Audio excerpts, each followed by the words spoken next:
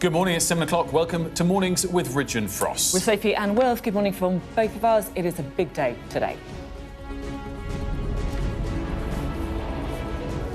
Prime Minister stands up to Donald Trump, telling him it's completely wrong to apply tariffs to European allies over Greenland.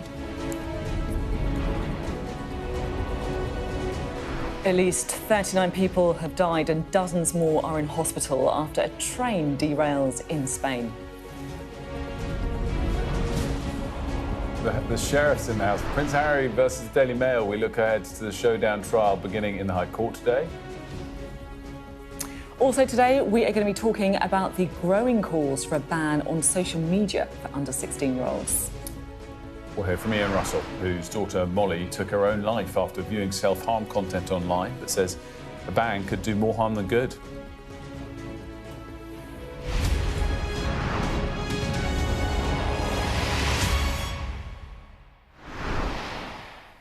Hello and welcome to the programme. Well, you join us this morning on a day that could have real consequences for the so-called special relationship between the US and the UK. We know the Prime Minister is at loggerheads with Donald Trump over his ambitions to take over Greenland.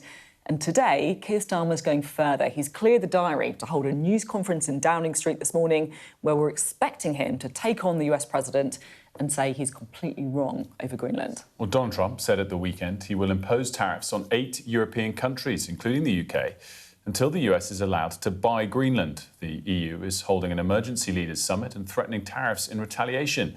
And of course, because Greenland is part of the Kingdom of Denmark, a NATO member, of course, it has implications for the whole of NATO as well.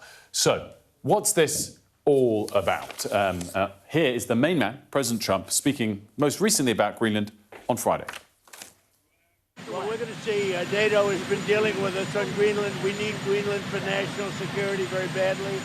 If we don't have it, we have a big hole in national security, especially when it comes to what we're doing in terms of the Golden Dome and all of the other things. We have a lot of investments in military. We have got the strongest military in the world, and it's only getting stronger.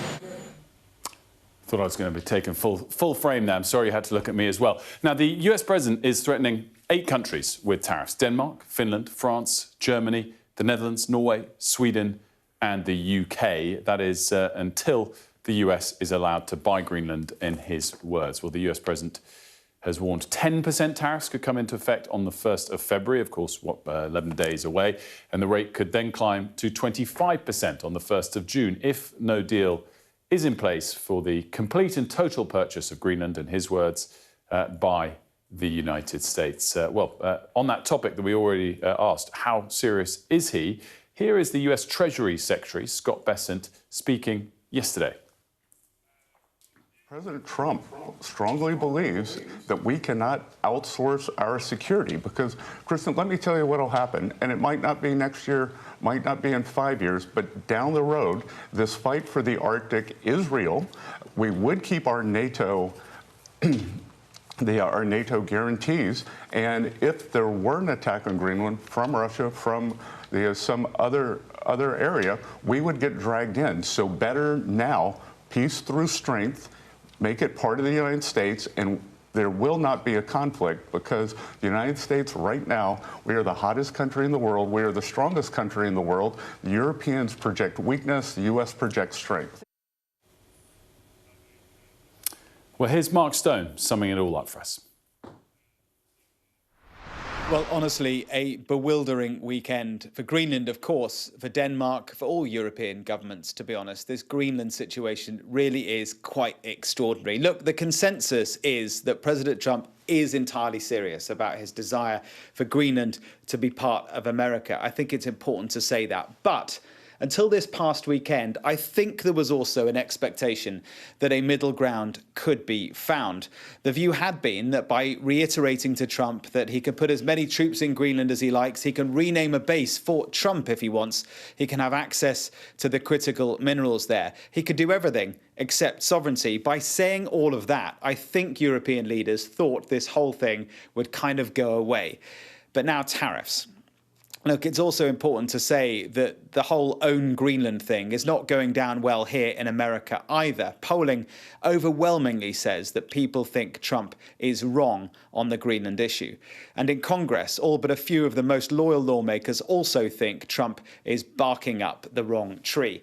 The aim now by Starmer and his EU counterparts is, I think, to persuade the president of a few things. First, that the small European troop deployment to Greenland isn't a provocation to Trump, but actually an attempt to examine the best security for Greenland that Trump says he wants. Incidentally, I'm told that Trump did listen and seem receptive when Starmer told him that it wasn't a provocation in their Sunday phone call. That's the first thing. The second thing, I think, is they want Trump to know that tariff threats are really not the way to resolve this. But third, really important, they need to persuade him that there is a way of resolving it, that there is a compromise, that there is a middle ground where Arctic security can be improved without America owning Greenland. But I do wonder whether maybe it's dawning on them that Trump doesn't see a middle ground at all. It does feel that with every move President Trump now makes, the wheels are truly coming off the transatlantic alliance. Mark Stone there talking about the US implication. But of course, we've got Downing Street later on, Keir Starmer doing this news conference. We've got our political correspondent Alex Rogers here. For a man who's been so cautious about keeping Donald Trump on side, this feels like it could be potentially quite a big moment. I think you're right. I think this is a massive moment for Keir Starmer. He's been allowed to be a little bit passive in how he responds to Trump's kind of eyebrow-raising moments with Venezuela. But here, this is a direct threat on NATO, and that means the UK. These tariffs could really hit the UK economy. So he's going to have to take a side, no more fence-sitting anymore. And we are expecting there to be some strong words probably at this news conference. He's probably going to sort of follow the spirit of the statement that was issued by NATO allies at the weekend, which was that these tariffs would undermine transatlantic relations and risk a dangerous downward spiral. And we also know that he had a call with Trump where he said these tariffs were completely wrong. But I guess what the president will be looking for is he going to match those words with action? Yeah, that's it, isn't it? The action, I guess. Yeah, and one wonders what the action can be. Economically, we're not really in a place to fight back with any kind of counter tariffs that would make the slightest bit of difference to them, and who knows what it would trigger in response. It's interesting. You go back to this point of what led President Trump to take this latest step, and it was probably the sending of military personnel to Greenland, of which we sent one person. And you raised, obviously now you want to be strong in response, and you look pathetic if you don't respond strongly. But you look back last week and wonder whether that was the right. What did it achieve by sending one person? Not much. What did it trigger? A lot. It's interesting, the kind of disparity, isn't it, that we probably thought this was, oh, look, we're doing what he wants and this is us showing that we can beef up our presence there. But to Donald Trump, that looked like it was a proof that we're not strong and that Europe is projecting weakness, as Scott Bessent was saying there. I just want to read out a post that Donald Trump sent overnight, just showing how serious he is about this. He said, NATO's been telling Denmark for 20 years that you have to get the Russian threat away from Greenland. Unfortunately, Denmark has been unable to do anything about it. Now it is time and it will be done. So he clearly sees no middle ground. And, that kind of perspective from Donald Trump means Keir Starmer can't really take a middle ground either, I don't think. Yeah. It's going to be absolutely fascinating to see how he lands this rhetoric. The most important speech by him for quite some time. Very, very hard to thread that needle. We'll certainly be watching. Yeah, we will. Thanks very much, Alex. Now, at least 39 people have been killed and more than 100 have been injured after a high-speed train derailment in Spain. The back carriage of the train jumped onto the track in the opposite direction and then slammed into an oncoming train. So just to show you where this happened, the train was travelling from Malaga to Madrid. There was about 300 people on board and it departed at 7:45 p.m. local time. The crash then happened, the collision then happened about an hour later. Let's bring in Sadia, who's got more on this tragic story. Sadia. Yeah, so the current death toll is 39, but authorities are saying that could rise because they say although all of the survivors have been rescued, a lot of the bodies remain within that wreckage and they're continuing to work to try and get that. Now, eyewitnesses who have spoken out about this say that they heard screams. One person described it like feeling an earthquake just as that train derailed. So we know the first train derailed, the rear part of that train then went onto another track, which was in the way of an oncoming train. And authorities say it is on that oncoming train where they expect the most deaths, because that one was travelling at around 124 miles per hour. It's a high-speed train, and that's the one that seems to have had the most impact. Eyewitnesses say that people were climbing out of the windows. They were using those emergency hammers to smash the windows and climb out of them. Locals were then seen bringing blankets and water, and the Spanish Red Cross has set up a help centre around there. So 39 dead, 170 injured and 75 hospitalisations, of which 15 are thought to be critical. Between them, both trains had around 500 passengers, and authorities say that emergency services are the only ones being allowed to go onto that site right now. So investigators just holding off, but having started some of their investigations. We know this is going to be complicated because the track is straight and it was a flat part of the track where the train derailment happened. So no obvious reasons of why this happened. One of the trains was relatively new.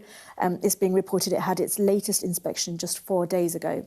So authorities saying they're really puzzled about what might have happened, but they don't expect an answer anytime soon. Yeah, it does seem strange, doesn't it? Like Shay say, kind of no obvious reason for the crash if everything seemed to be new, the track was straight. Very strange. Yeah, more on that when we have it. Sadly for now. Thanks so much. Now, there's a big court case today because Prince Harry and 6 other prominent public figures, Sir Elton John, Liz Hurley, to name 2 of them, are taking the publishers of the Daily Mail newspaper to court today over alleged unlawful information gathering dating back over 20 years. The publisher denies all the allegations. Well, let's take a look at how we got to this point. The lawsuit began in October 2022 against Associated Newspapers Limited, who published the Daily Mail, the Mail on Sunday and the Mail Online, with claims of criminal activity and breaches of privacy. So then in March 2023, A&L asked for the case to be dismissed. They argued that legal challenges were brought against the group too late. But in November 2023, a trial was given the go-ahead, with the court ruling that A&L had not been able to deliver a knockout blow to the claims of any of the claimants. In October last year, a bid to include allegations that the Mail was also targeting the Princess of Wales failed. That move was deemed too close to the trial itself going on. And today, the trial will get underway in London. Our arts and entertainment correspondent, Katie Spencer, and our royal correspondent, Laura Bundock, have this report. Prince Harry versus the tabloid press, round 3. This time, he's taking on the Mail. Attempting to expose the dark arts of journalism with 6 other prominent figures. They're claiming journalists used unlawful information gathering dating back 30 years. So who's involved? And what do you need to know? It's all happening at the High Court, and this is a location Prince Harry is rather familiar with because he's been here before. In 2023, he took on Mirror Group newspapers, making him the first senior royal to give evidence in a courtroom since the 19th century. Now his fight with Fleet Street turns to the Daily Mail. In the late 80s, the Daily Mail shifted its main offices from Fleet Street to this building in Kensington. And this case calls into question what journalists were doing here as far back as the 90s. And it's not just Harry. The claim has been brought by Sir Elton John and his husband David Furnish. Actors Liz Hurley and Sadie Frost are also a part of this, as is Baroness Doreen Lawrence, whose son Stephen Lawrence was murdered, and former Liberal Democrat politician Sir Simon Hughes. The 6 are accusing the publisher of breaches of privacy, including hiring private investigators to secretly place listening devices inside cars and homes and paying police officials for inside information. It's also alleged individuals were impersonated to obtain medical information from private hospitals and access their bank accounts. Associated Newspapers, or A&L as they're known for short, also publish the Mail on Sunday and Mail Online. They strongly deny all the allegations, calling them preposterous smears. The case has been going on since 2022. A&L had asked for it to be struck out, arguing the legal challenges were brought far too late. But in November 2023, the judge, Mr. Justice Nicklin, gave the go-ahead for a trial. What's happened since? Well, earlier this year, lawyers for the claimants sought to amend their case to add a swathe of new allegations for the trial. They argued that they should be allowed to rely on evidence that they claim showed the male was involved in targeting Kate, the Princess of Wales. However, the judge ruled this allegation was brought too late before the trial. Crucially, the High Court heard a key witness in the case, the private investigator Gavin Burrows, claimed his signature on a statement confirming alleged hacking had taken place was forged. That's important because most of the claimants told the court they started legal action based on evidence apparently obtained by Mr. Burrows. What'll be interesting is whether he's still called as a witness. A judge previously said if Burrows gave evidence that was inconsistent with the evidence they had obtained, then they could apply to treat him as hostile. But could the 9-week trial end before it even gets going? Well, in short, yes, civil cases can be settled. This happened in Harry's case against News Group newspapers, NGN, which published The Sun. Just before the trial began last year, it was announced both sides had reached an agreement. NGN apologised to Harry and paid substantial damages, reportedly more than £10 million, mostly in legal fees. One thing's for certain, there is a lot the claimants want to get off their chest. And for Prince Harry, this is the last chapter of his highly personal crusade against the tabloid press. I mean, such a great explainer that from Laura and Katie, because it is really complicated, this. I think it's going to be obviously fascinating to see how it unfolds. It will take a while. It's not going to be done and dusted quickly, so we'll have to keep an eye on it. Of course, it's rare that we see him over here now at all, and he's expected to arrive around about 9-ish onwards, and we'll take you there for those live pictures, and no doubt Laura and team will be shouting questions at him. I don't expect him to pause for answers, but it'd be one to watch. Worth a try. Always worth a try. You know it's not going to happen. But one to watch in the coming weeks as that case unfolds. We want to take to Chile next because at least 18 people have been killed and thousands others have had to flee because wildfires have ripped through parts of the country. Firefighters currently battling 24 different fires across the country. The government is declaring a state of catastrophe in the worst-hit regions of Nubel and Biobío. And more than 250 properties have been destroyed. About 33 square miles have been burnt. Authorities say strong winds and unusually high temperatures are making the situation worse. Yeah, it really is pretty devastating stuff. State of catastrophe. Local officials are saying that for hours there was this destruction everywhere, and they're describing not much help from the government as well. One of them saying, for example, "Dear President, from the bottom of my heart, I've been here for 4 hours. The community is burning. There is no government presence. This is the mayor of one of the coastal towns affected. How can a minister do nothing but call me to tell me that the military is going to arrive at some point?"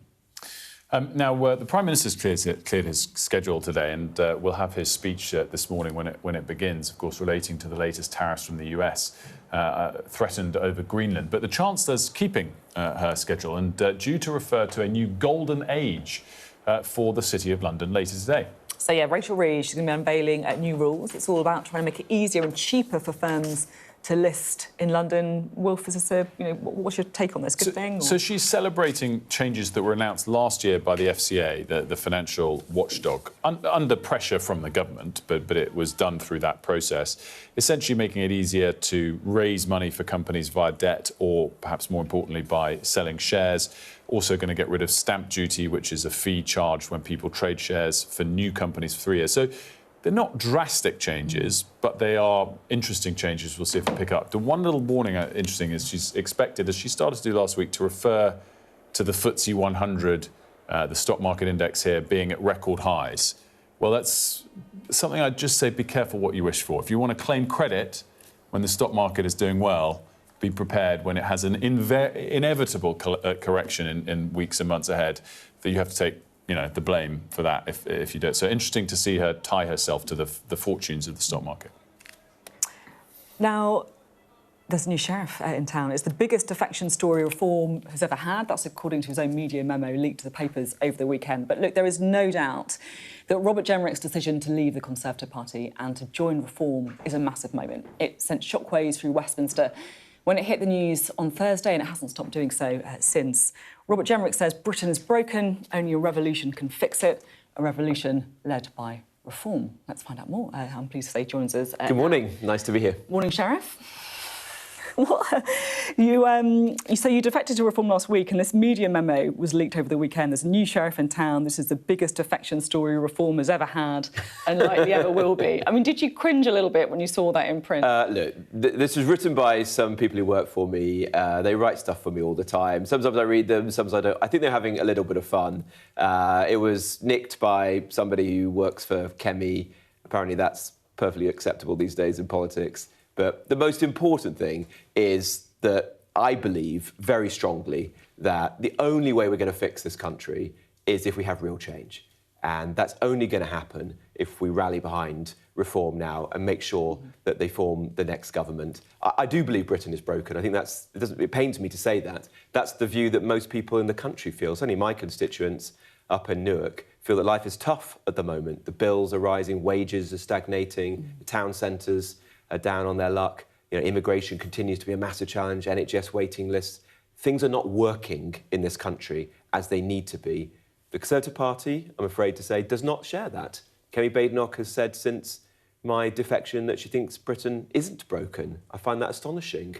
If you share my view that the country needs real change, we've got to turn this around, and we can do, then the only option to get rid of the Labour government, to fix the country, is to rally behind Nigel and rally behind Reform. You talked there about rallying behind Nigel. I mean, he's always struck me as the kind of guy who likes to be the boss. So, like, are you the sheriff and he's the king? Is this how the relationship works? Look, one of the things I thought I was getting away from by joining Reform is all this leadership. That was in the memo as well. You reading it? You must have read this one. Well, that was in the. I think that note did say. I think that note did say, and it is my view that Nigel's a very strong leader. He is the leader of this party. There is no question of that whatsoever. And if your country's in a mess, actually, you want a strong leader. You want somebody who is charismatic, is capable of making decisions, and above all, has been consistent on the big challenges facing the country. And having watched prime ministers up front, almost all have been, frankly, in different ways, a big disappointment, from Keir Starmer to the Tory prime ministers that I knew. The most important quality of all is consistency. And Nigel, on immigration, on the economy, on net zero, has been very consistent, not just for the last few years, but on some of those issues for my whole adult lifetime.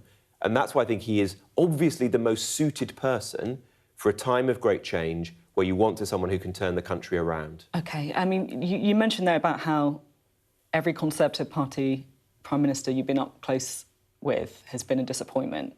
I mean, you've been pretty unrelenting towards some of your former colleagues, including Liz Truss. You actually say she should be kicked out of the party. Yes. Why is that? Look, if I'd been leader of the Conservative Party, and that's obviously ancient history now, I would have chucked Liz Truss out of the party.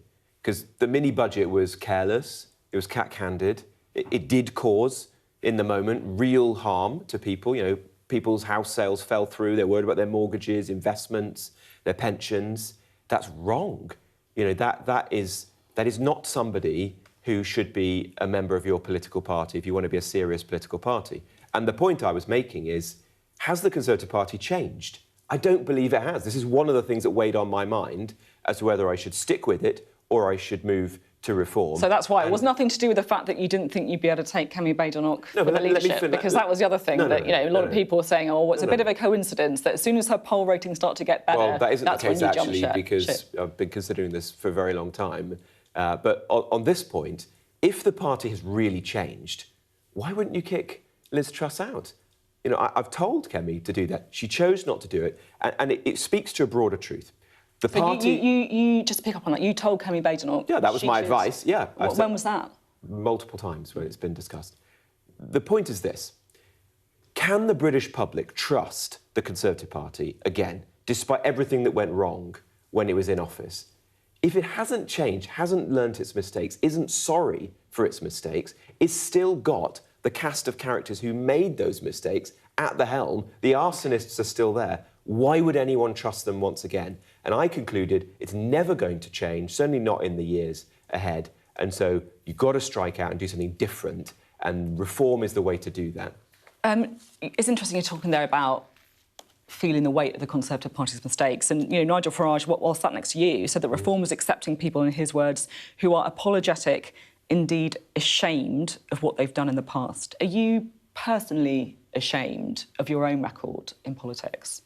Well, I don't think anybody in the Conservative Party has or had been more open about the mistakes than me. At the end of the day, I resigned from the last Conservative cabinet. But what about your own mistakes? Because it's easy to say, oh, it was all other people's faults. But what about your own mistakes? Because you were a minister, weren't you? You had power, you were in positions of responsibility. There were things I got right. There were things I got wrong. On the most important issue that I was responsible for, on immigration, I fought very, very hard and ultimately persuaded Rishi Sunak to bring in the changes on legal migration, which we're now seeing the benefits of because it's falling rapidly.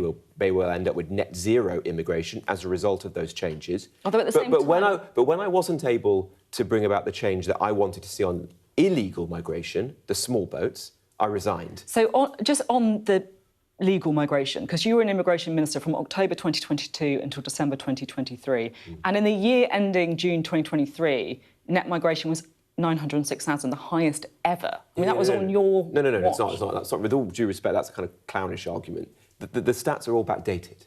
So I arrived in the Home Office and the whole thing was a complete bin fire.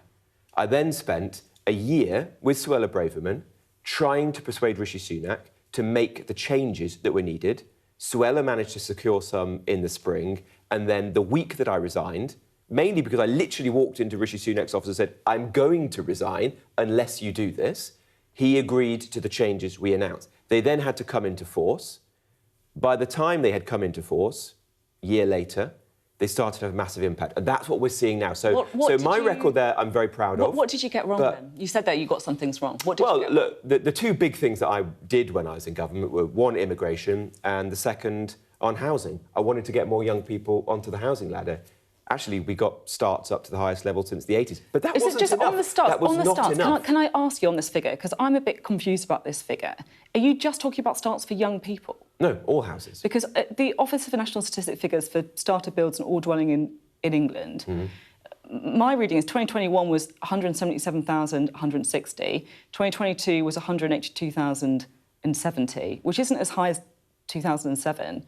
I mean, maybe you're 19, which means it would be the highest in your lifetime, but I'm very confused on... 2019, when I was Housing Secretary, was the highest since the mid-1980s.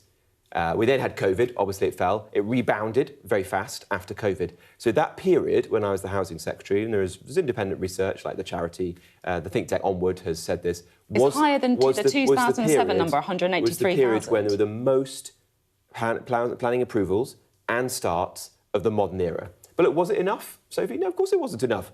And I felt very disappointed that we didn't manage to do more. That was a classic example where the Tory party promised big, but at the end of the day, it put interests above actually getting things done.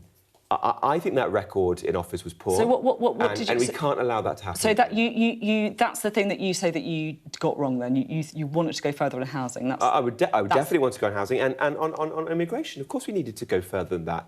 I mean, the fact that the government was not willing to agree that we hived out all of the merry-go-round of legal claims so that we could detain and deport people who came on small boats was a total disgrace. Now that's widely accepted by people. The Tory party's position is that we leave the ECHR, which is the argument, essentially, that I made in the winter of 2023. But back in the day, no one was willing to accept it. And I don't believe that the same people have suddenly had a Damascene conversion a year later and are now all willing to do something that they were absolutely dead against back then.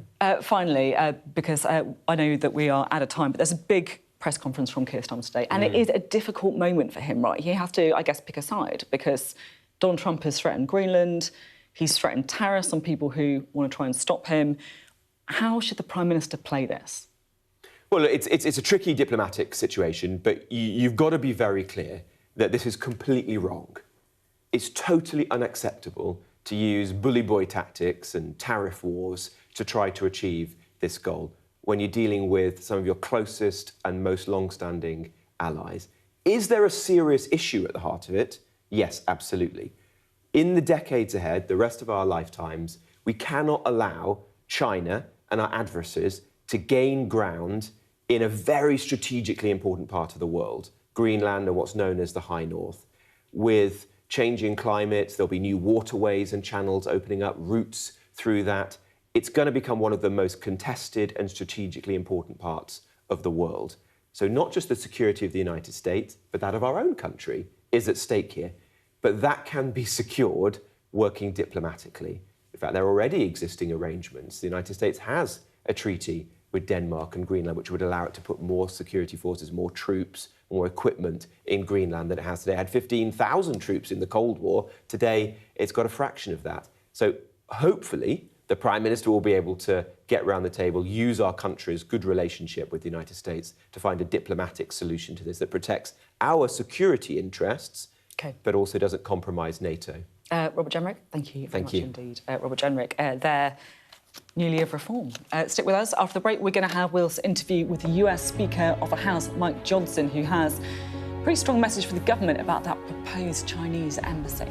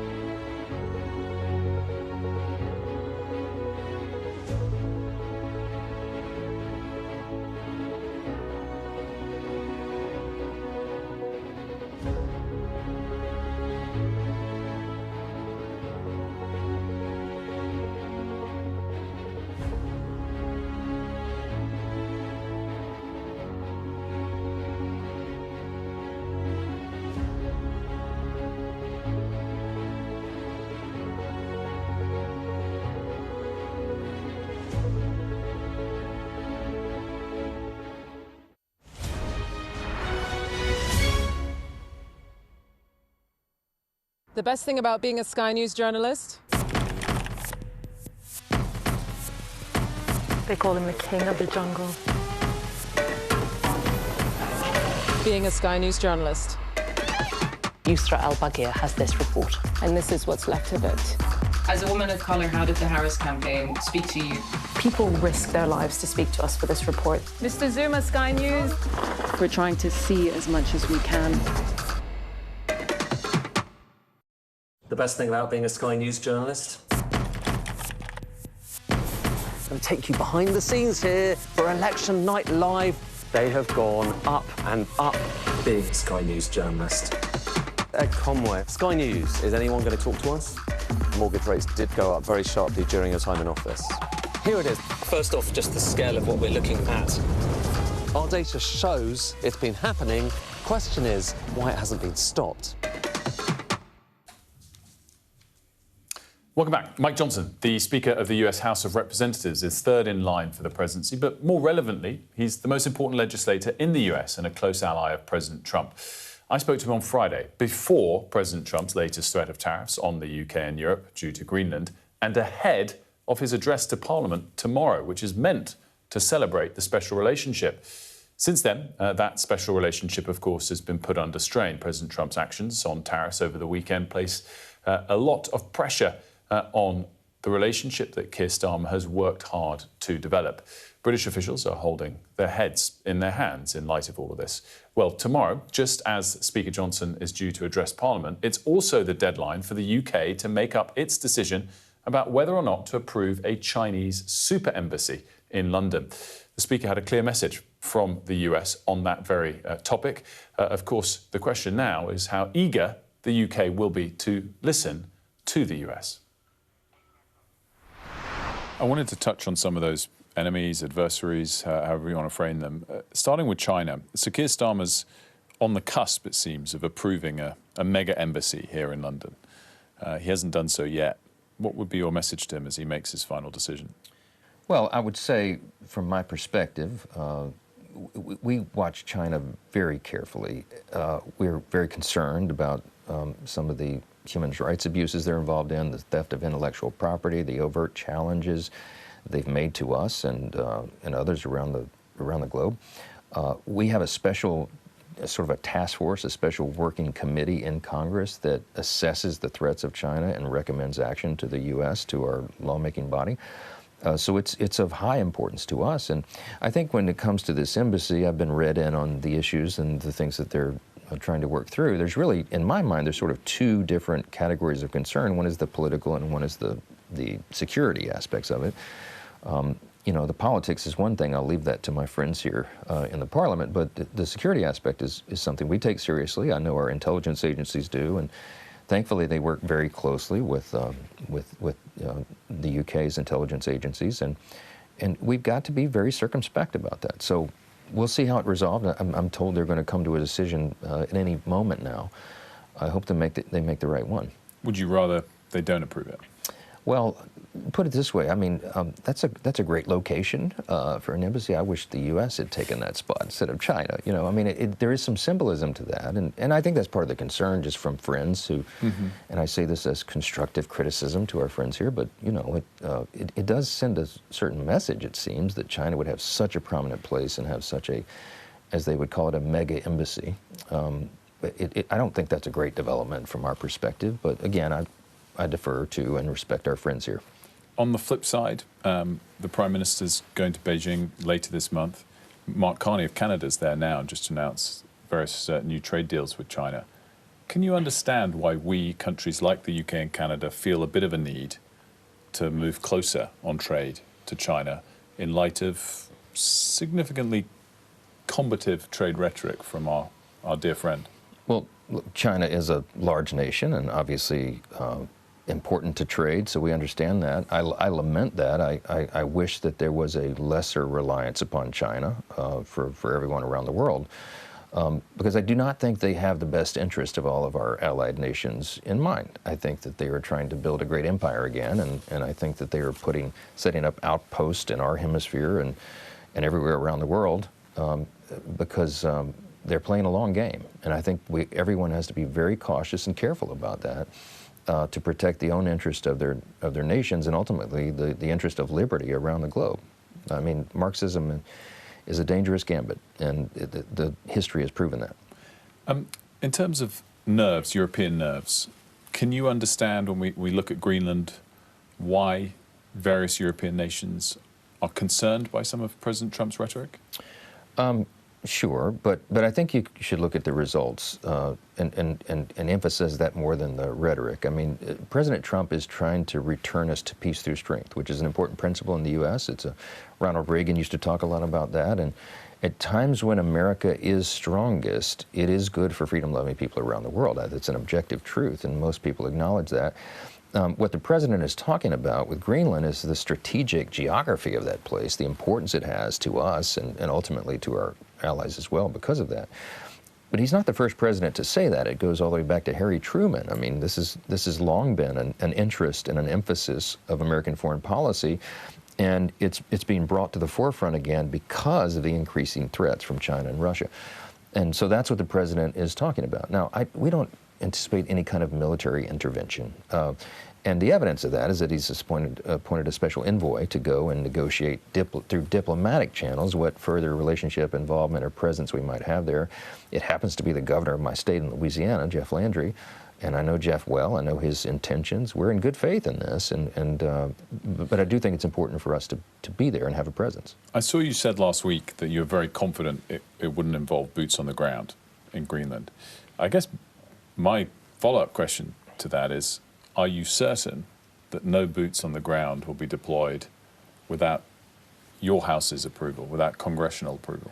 Well, look, under our constitutional system, the Congress has to declare war. I don't foresee any scenario where we're declaring war on Greenland. The commander-in-chief in our system, the President of the United States, has a broad degree of latitude under Article 2 of the Constitution to act in America's interest, to eliminate threats to a certain extent. But if it comes to a large-scale military incursion, I mean, you would have to involve Congress in that. And but this is different from Venezuela. Do you accept that? Is it markedly different from Venezuela? Sure. In that there are no enemies that would require long-term or short-term incursions of military strength? Right, and I would dispute that we've had any kind of long-term incursion in Venezuela. We're not occupying Venezuela. We didn't declare war. Venezuela was a special case because Maduro is a dangerous narco-terrorist who's responsible for the murder, the death of tens of thousands of Americans. He has long been wanted under our system. He was indicted many years ago in a court under our system, and he was a criminal. And so the Department of Justice requested the assistance of the military to apprehend the criminal, and that's what we did. So we're not involved in a regime change there. We are eliminating a threat to the country, and that's the president's prerogative, and it's in the interest of the American people. I mean, it's fascinating, and we're going to have more of Wilf's interview throughout the programme.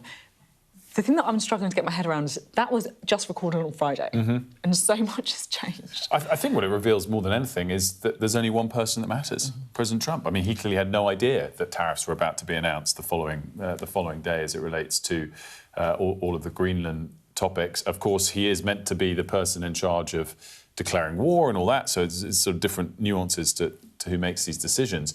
Just in terms of the power base as well, specifically on tariffs, this week, we expect it this week in the US, the Supreme Court's going to decide whether these latest tariffs, but all of the tariffs, are legal for the president to just act unilaterally on without going via Congress. So there's actually lots of interesting dynamics domestically taking place with this.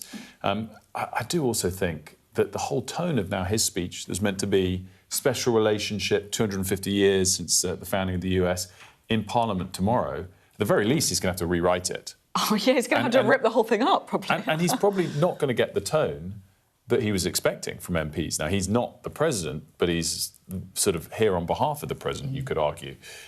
So what an extraordinary kind of setup that is for that speech tomorrow. I assume it still goes ahead, but it certainly will change the tone and the content. And again, this time last week, maybe that message on China and the embassy would have been heard. But again, if you're sitting there now thinking, do we really have to listen to what the US wants?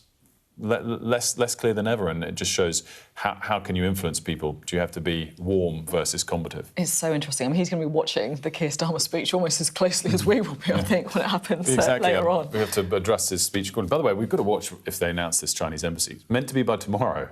You could argue today could be a good day for them to slip out the decision whilst everyone's focusing on other stuff, so we'll keep an eye on that. Speaker Johnson there, more online and more to come later. Now, also this week is the World Economic Forum. It kicks off today. It's the 55th year of it in Davos, Switzerland. The most prominent leaders of government and business from over 130 countries will convene from today up until Friday to discuss a range of global challenges.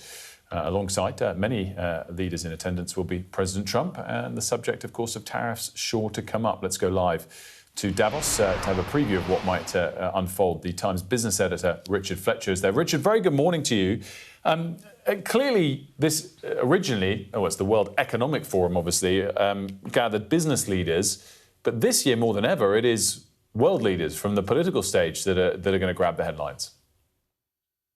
Yeah, absolutely. There's always kind of been two Davoses, if you like. There's been the kind of very worthy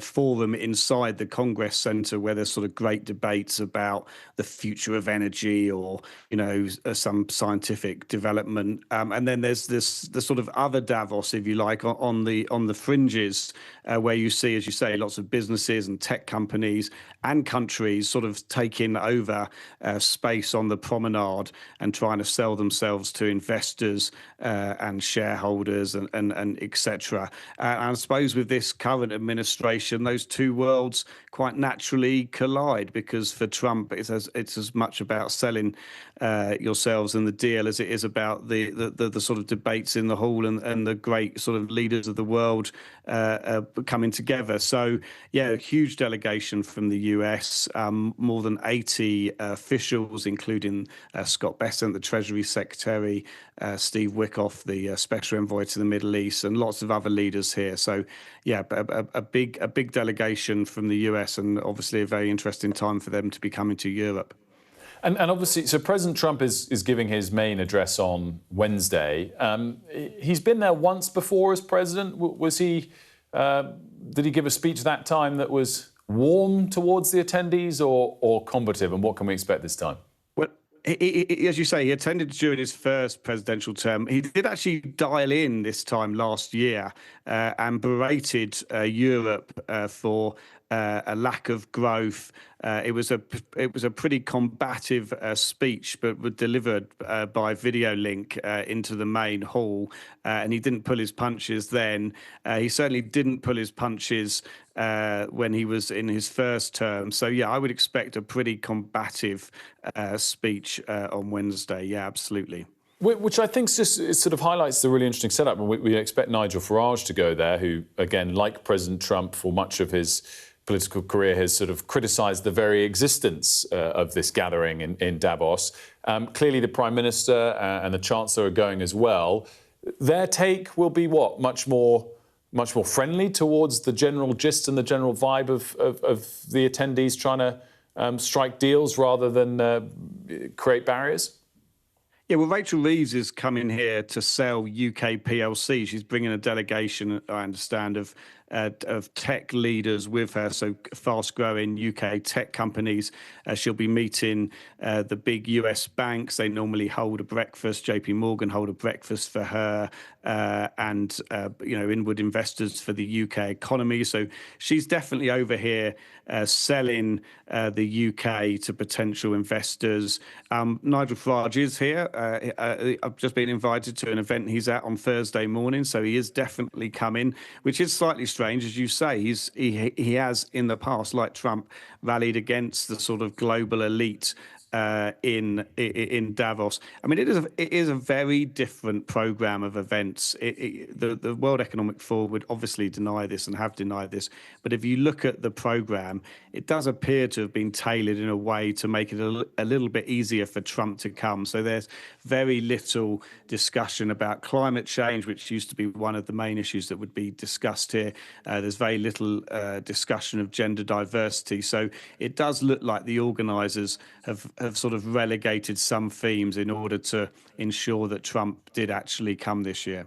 It's funny you bring that up, Richard, because I've always, all the wild conspiracy theory of puppet masters in Davos, I think is ridiculous. But I do always think it's quite funny that one of the top themes, as you said, in the past has always been on climate change, yet they gather, hundreds of thousands of people in a remote ski resort, which itself must be hugely polluting. On that final note, just quickly, is there a headline theme this year? Because, again, ironically, people start to wonder whether the themes frame what has just happened as opposed to what is likely to happen. Well, the headline theme is dialogue. So we'll see how much dialogue there is. Yeah, but perhaps that's sort of, as you say, sometimes the themes have looked a little bit out of date. That one actually, I think, has looked very timely, but perhaps by accident. Yeah, well, we hope it proves timely and materialises over the days ahead, and at least everyone will be there. So no doubt we need to be there too. And as we said, the Prime Minister and the Chancellor will be going.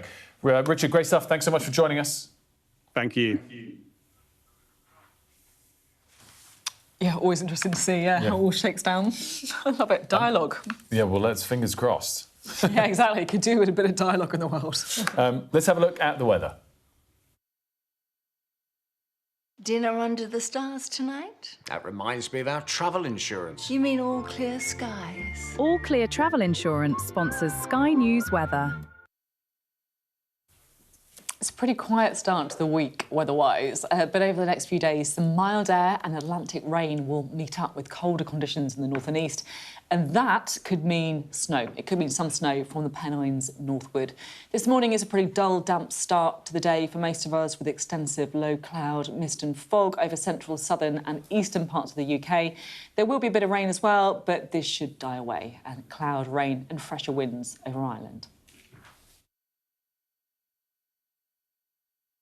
All Clear Travel Insurance proudly sponsors Sky News Weather. We've got lots more to come. Jackie's here, as you can see. We have one of the most extraordinary matches to talk about coming up.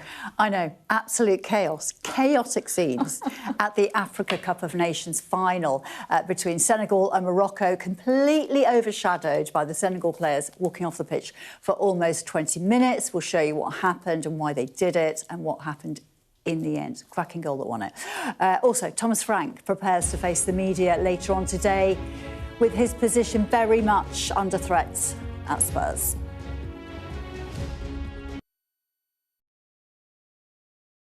What's the best thing about being a Sky News presenter?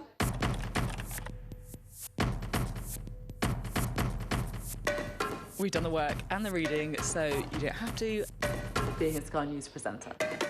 Hello and welcome. Westminster, the heart of British politics. I'm so sorry about what happened to you. So what on earth is going on? It's not true. Can I tell you what I think? It's really unusual. Mornings with Richard and Frost. Let's crack on. Let's get started.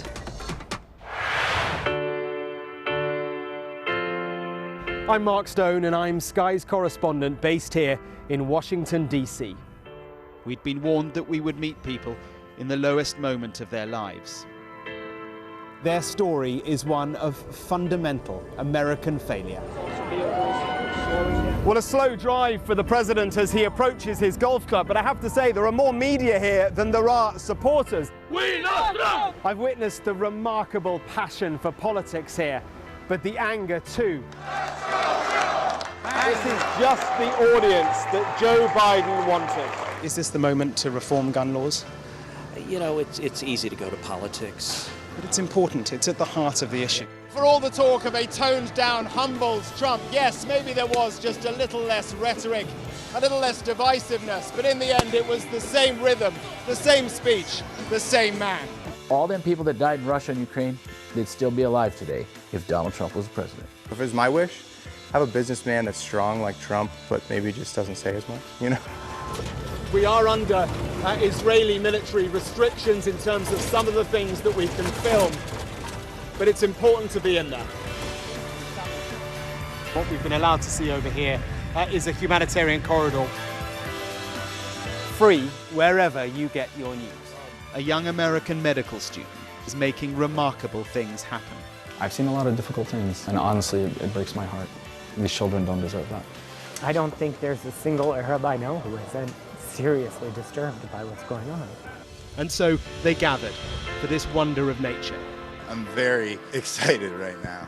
This is an extraordinary moment beyond anything I could have expected. Sky News, get the full story first. What's the best thing about being a Sky News presenter?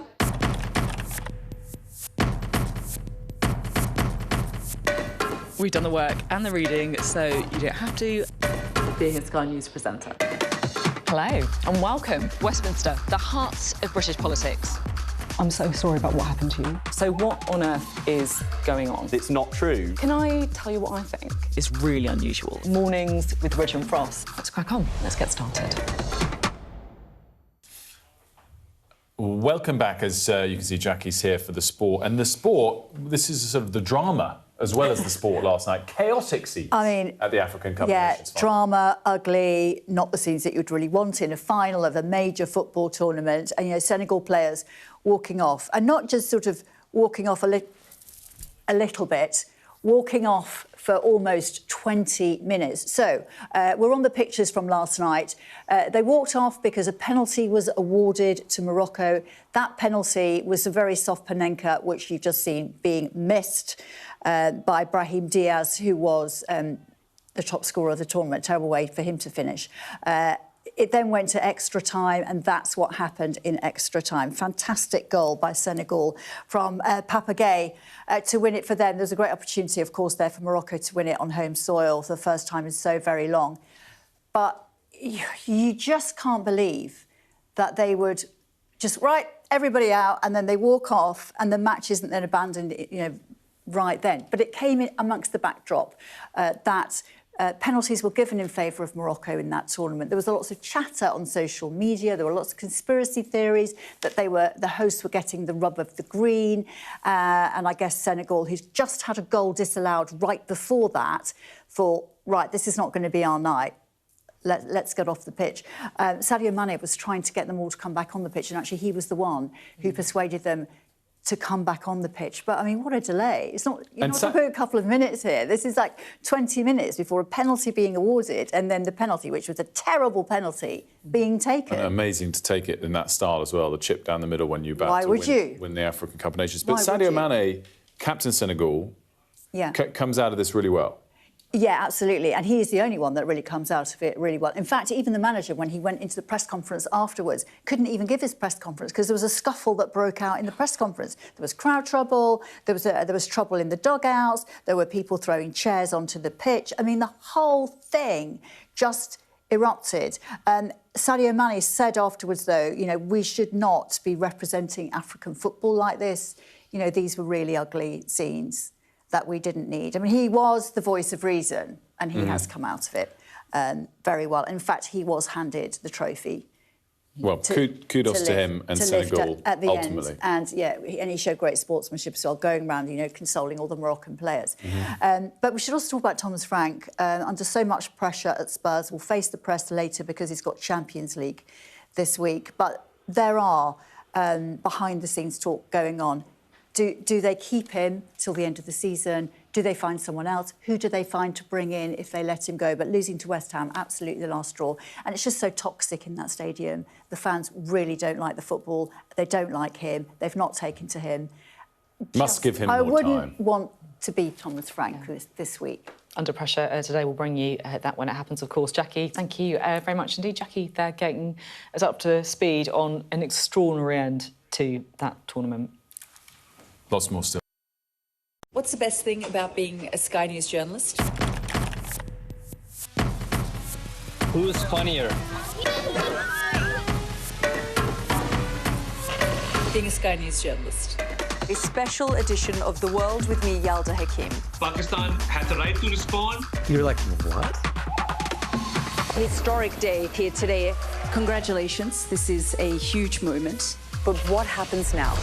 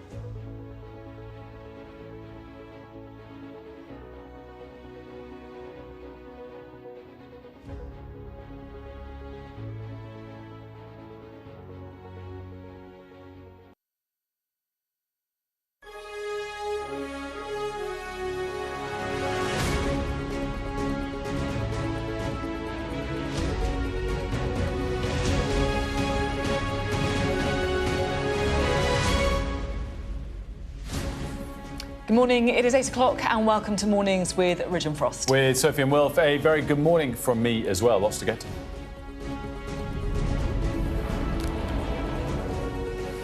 The Prime Minister stands up to Donald Trump, telling him it's completely wrong to apply tariffs to European allies over Greenland.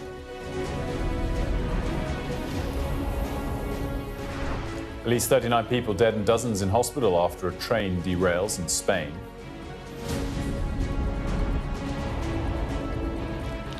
Prince Harry versus the Daily Mail. We'll look ahead to the showdown trial beginning in the High Court today.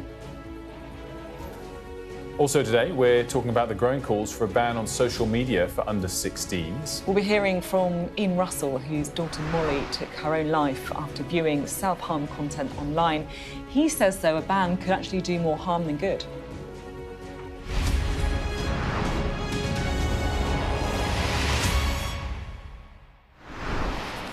Hello, welcome to the programme. You join us this morning on a day that could have real consequences for the so-called special relationship between the US and the UK.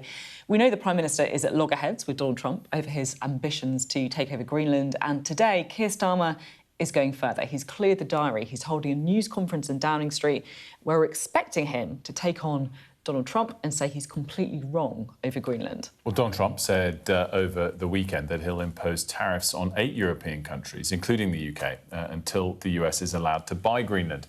The EU is holding an emergency leaders summit and threatening tariffs in retaliation. And of course, because Greenland is part of the Kingdom of Denmark, a NATO member, it has implications for the whole of NATO. So what's it all about and why does President Trump really want Greenland? Let's just recap exactly President Trump's views on this. Here he is speaking most recently on the topic on Friday.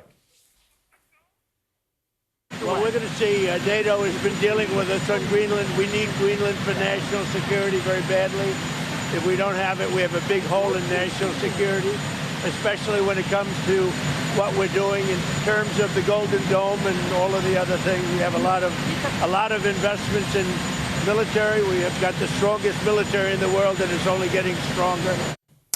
Well, mainly on Truth Social over the weekend, the US president has threatened 8 countries with tariffs: Denmark, Finland, France, Germany, the Netherlands, Norway, Sweden, and the UK. That is until the US is allowed to buy Greenland.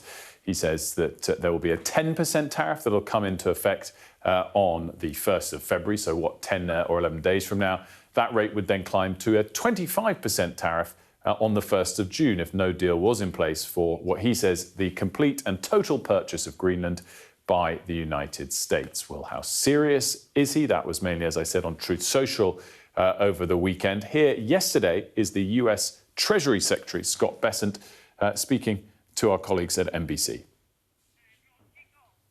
President Trump strongly believes that we cannot outsource our security because, Kristen, let me tell you what will happen, and it might not be next year, might not be in 5 years, but down the road, this fight for the Arctic is real. We would keep our NATO our NATO guarantees, and if there were an attack on Greenland from Russia, from some other area, we would get dragged in. So better now, peace through strength, make it part of the United States, and there will not be a conflict because the United States right now, we are the hottest country in the world. We are the strongest country in the world. The Europeans project weakness. The U.S. projects strength. So much to unpick. Let's get the latest from stateside first. This is our US correspondent Mark Stone in Washington. Well, honestly, a bewildering weekend for Greenland, of course, for Denmark, for all European governments, to be honest. This Greenland situation really is quite extraordinary. Look, the consensus is that President Trump is entirely serious about his desire for Greenland to be part of America. I think it's important to say that. But until this past weekend, I think there was also an expectation that a middle ground could be found. The view had been that by reiterating to Trump that he can put as many troops in Greenland as he likes, he can rename a base Fort Trump if he wants, he can have access to the critical minerals there. He could do everything except sovereignty. By saying all of that, I think European leaders thought this whole thing would kind of go away. But now tariffs. Look, it's also important to say that the whole own Greenland thing is not going down well here in America either. Polling overwhelmingly says that people think Trump is wrong on the Greenland issue.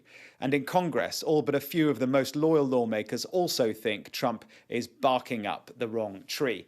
The aim now by Starmer and his EU counterparts is, I think, to persuade the president of a few things. First, that the small European troop deployment to Greenland isn't a provocation to Trump, but actually an attempt to examine the best security for Greenland that Trump says he wants. Incidentally, I'm told that Trump did listen and seem receptive when Starmer told him that it wasn't a provocation in their Sunday phone call. That's the first thing. The second thing, I think, is they want Trump to know that tariff threats are really not the way to resolve this. But third, really important, they need to persuade him that there is a way of resolving it, that there is a compromise, that there is a middle ground where Arctic security can be improved without America owning Greenland.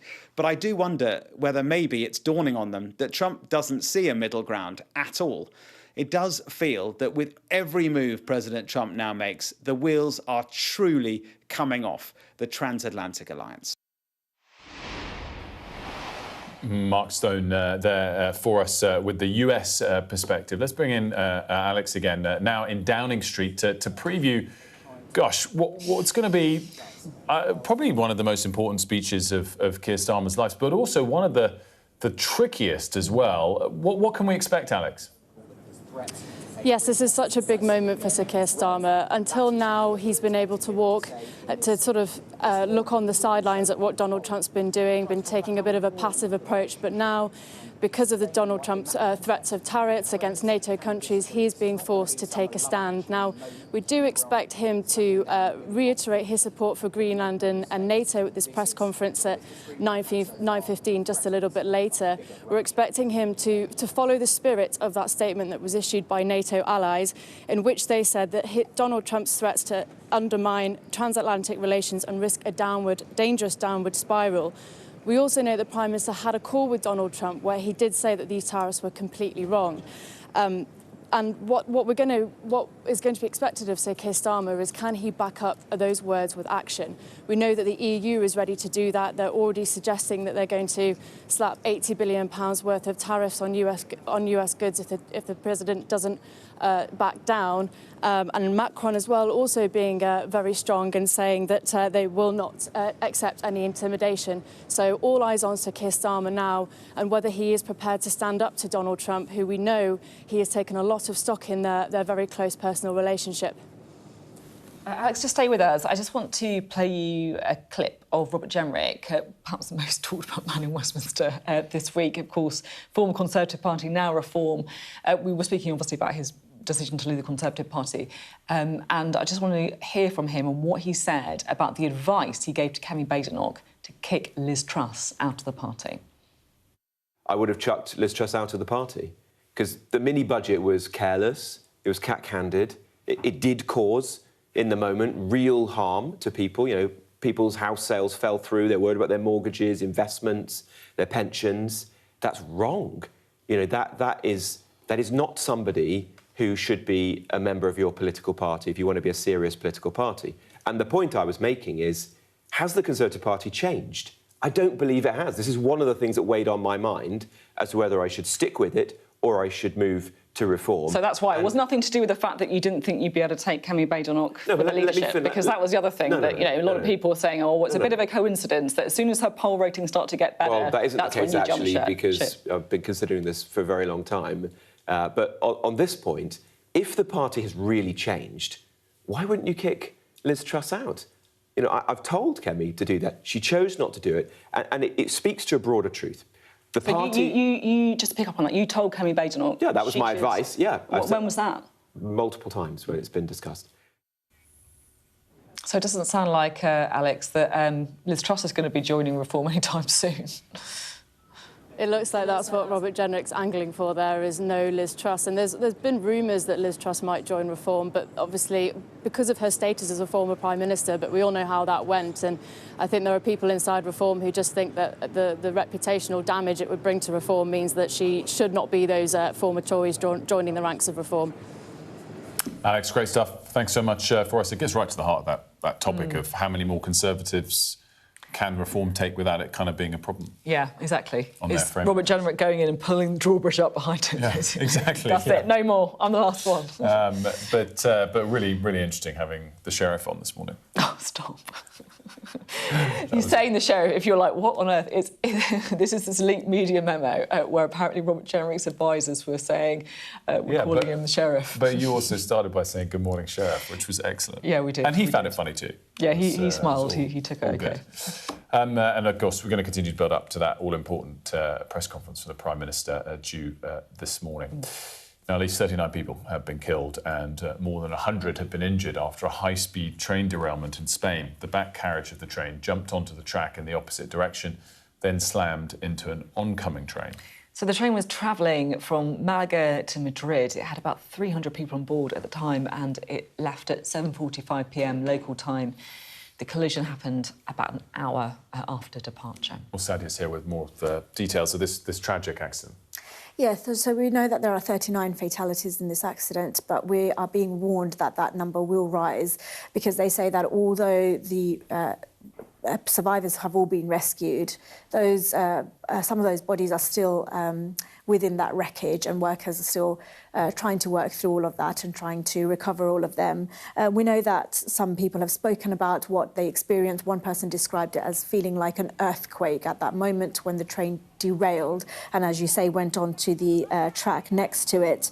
Eyewitnesses say people were having to use those emergency hammers to smash through the windows and climb out. We see some of that picture now of that aftermath. Hundreds of people had to be rescued in the darkness because this happened in an area which is quite difficult to get to, so rescue workers working through really difficult conditions. Locals in the area were bringing blankets and water to those people who had been rescued, and the Spanish Red Cross has set up a help centre there. The Civil Guard and the Civil Defence also on site to help. And I guess there's going to be an investigation into how on earth this happened as well, right?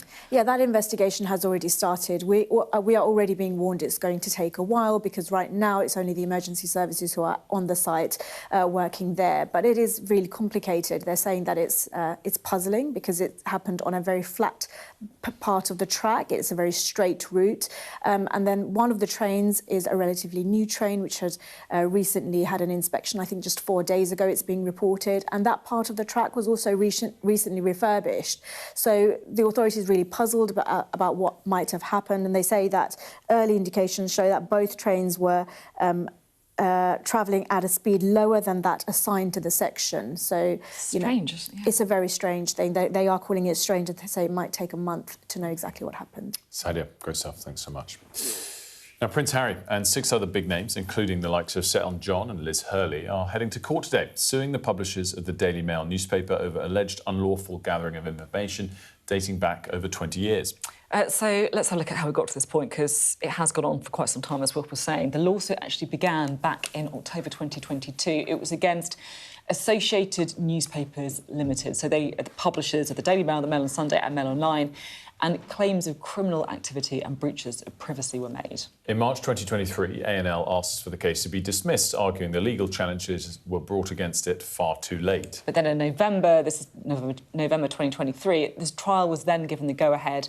The court ruled that A&L had not been able to deliver a knockout blow to the claims. In October of last year, a bid to include allegations that the Mail was also targeting the Princess of Wales failed, with the move deemed too close to trial. Well, today it does finally all get underway in London. Our correspondent Laura Bundock is outside the High Court for us. Laura, what are we expecting? Well, I think we're expecting a pretty blockbuster courtroom battle over the next 9 weeks. This is Prince Harry's final fight with Fleet Street, taking on the publishers of the Mail, Associated Newspapers, A&L. He's not doing it alone. There are 6 co-claimants in this case, all high-profile names, including Sir Elton John, David Furnish, Liz Hurley, as well as Sadie Frost, the Lib Dem politician Sir Simon Hughes, and Baroness Doreen Lawrence, mother of the murdered teenager Stephen Lawrence. Between them, they are claiming that stories published about them in titles published by Associated Associated newspapers were written using information that had been illegally obtained, either by the use of private investigators to hack phones, blagging, getting hold of their personal private information by deception, or the placing of bugs in homes and cars. Now, all of the claimants will have to give evidence in the witness box. This is a high-stakes case. Associated newspapers have always strongly denied the claims, describing them as lurid, preposterous smears. Prince Harry is due here on Thursday. Remember, he's done this before, back in 2023, when he won his case against Mirror Group, which publishes The Mirror. The judge there ruling that phone hacking at those titles was habitual and widespread. And it was just a year ago, almost to the day, that he settled with News Group, who publishes The Sun and the now shuttered News of the World. This case, though, could be a much harder fight for the Duke of Sussex. There's a lot more, I think, at stake. It'll be far more nuanced than maybe the previous cases. Both sides have a lot to pay for. For Harry, as I say, the stakes really are high. Not just financially is there a huge risk for him. Remember, he's a very wealthy individual. But reputationally, I think there is a risk for him as well. He has made taking on the media, as he put it, his life's work. He wants to change the media landscape in Britain. This has become such a personal, such a huge cause, a campaign, a crusade, if you like, for him. It'll take 9 weeks, and like I say, he will be here to give evidence on Thursday. So we're not expecting to see him today, Laura?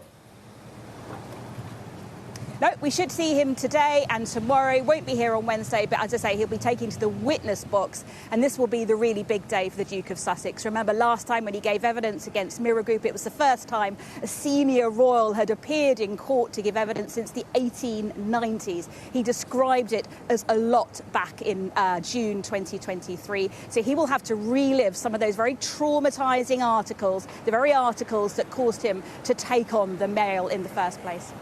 Laura, great stuff. Thanks so much. And we'll be back out with Laura, of course, as and when the Duke of Sussex does arrive, and covering that over the next 9 weeks, but the next few days for sure. Now, we've been talking this morning about my interview with Mike Johnson. He's the Speaker of the US House of Representatives. Makes him, of course, the third in line for the presidency, but perhaps more importantly, he's the most important legislator in the US and a very close ally of President Trump. I spoke to him on Friday, before President Trump's latest threats of tariffs on the UK and Europe because of Greenland, and we discussed a lot of different subjects. We wanted to bring you, though, what he said about the impending decision due by tomorrow from the UK government about whether or not to approve a Chinese super embassy here. His disapproval to a potential decision by the UK government to approve that embassy was thinly veiled. I mean, that's a great location for an embassy. I wish the U.S. had taken that spot instead of China. You know, I mean, there is some symbolism to that, and I think that's part of the concern, just from friends who, and I say this as constructive criticism to our friends here, but you know, it does send a certain message. It seems that China would have such a prominent place and have such a, as they would call it, a mega embassy. I don't think that's a great development from our perspective. Again, that decision due by tomorrow from the UK government. We shall see if they do indeed make that decision by then. And of course, if you're trying to have the US convince us of their point of view, the actions that have followed over the weekend could not be more poorly timed. A very clear balance there on do you convince people with a stick or a carrot, and we'll see what the UK decides to do on the Chinese embassy. Another thing I spoke to Speaker Johnson about was the tension that has been ramping up in the US over raids by ICE officers. That's the Immigration and Customs Enforcement Agency.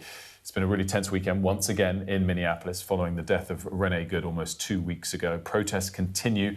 And so I asked the Speaker to reflect on what's been happening there more broadly in the last couple of weeks.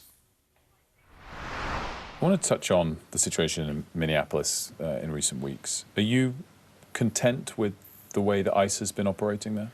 Well, ICE stands for Immigration and Customs Enforcement. Their job is to enforce federal law, and federal law is very clear that you can't cross our border illegally and remain in the country. And so that was the #1 issue in the 2024 fall election. That's what the people said. The previous president, the previous administration under President Biden, quite literally erased our borders, opened the border wide for 4 years, and we had as many as 20 million illegal aliens come across. ICE has gone out to apprehend the most dangerous criminals among them, persons who have violated the law, had violated the law in their home country and or in the U.S., and they've apprehended, by some estimates, about almost 600,000 of those people. And there's much more to go, much more to do. The conflict in Minneapolis is brought about because you have citizens who, by the way, are being inspired and encouraged by their local and state officials to impede the activity of ICE, to impede law enforcement and trying to apprehend criminals, and that's where the conflict comes. And so we're calling upon Democrat elected officials, mayors, governors, at the local and state level to stop in fueling this conflict, to encourage their citizens to allow law enforcement to do its job, because all communities will be safer if that's the result. Minneapolis has been a great a violation of that principle.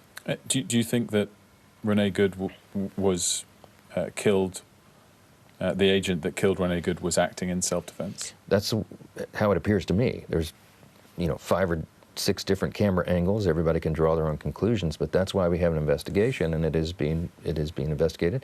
I will say that officer, as has been reported in the last couple of days, had to go to the hospital for internal bleeding from the injuries he received from the vehicle, which was weaponized and attempted to run him over. He made a snap judgment. I think it's easy for politicians and journalists and casual observers to make a call about the morality of what he did or the judgment that he made in that moment, but no one can really do that unless you're in that situation. And the camera angles that I saw, to me, it looks like a clear case of self-defense. I guess watching it from afar, as we all have been, the question that I'm left with is, without kind of pointing blame or looking even at that specific situation of the last couple of weeks, is it okay, in your eyes, that your country, I think I'm right in saying, is in a position where thousands of people, regular citizens, American citizens, are scared in their own cities because of actions of a federal law enforcement agency? Or you're shaking your head, you reject that that's how people feel? Look, I think there are a lot of false narratives. There is no reason for any law-abiding citizen to be in fear of anything. ICE is trying to conduct its operations and to enforce federal law. And as has been noted many times in American media in the last couple of weeks, if someone has a problem with federal law, they need to bring that complaint to Congress. They don't need to assault a law enforcement officer. They're not the ones that make those rules or make those laws. No law-abiding citizen is in any jeopardy. The reason that this lady in this tragic circumstance lost her life is because she was literally impeding the activity of law enforcement. She had parked her vehicle and stopped the progress of ICE for quite some time. She was trying to irritate them and get in their way, and that's why that terrible outcome took place. It was tragic. It should not have happened, but it is a very important and common principle in our system of law and justice that you cannot assault a law enforcement officer. You cannot impede them. You cannot lay your hands on them. You cannot assault them, and that's what we see with increasing frequency, and that is the reason that we're having so much tumult. Just to zoom out for a minute, there is something faintly extraordinary about the fact that you've got the Prime Minister clearing the schedule to effectively take on the US President, who is threatening tariffs, all this stuff going on, and Mike Johnson's going to doing a speech tomorrow. Address Parliament tomorrow, which is the first time a US speaker has done that. It's all meant to be tied into the 250th anniversary of the US that's obviously coming in July. Definitely designed to celebrate the special relationship. And exactly, the tone's completely changed. I understand from sources it's all still going to go ahead as planned tomorrow. The tone will be entirely different, I think, to what people would have expected, where essentially we were in a position where we had better terms than everyone else. We were warm with the US. I think that's been turned on its head, obviously, in the last couple of days. And so maybe he's having to rewrite his speech a bit to address the latest developments.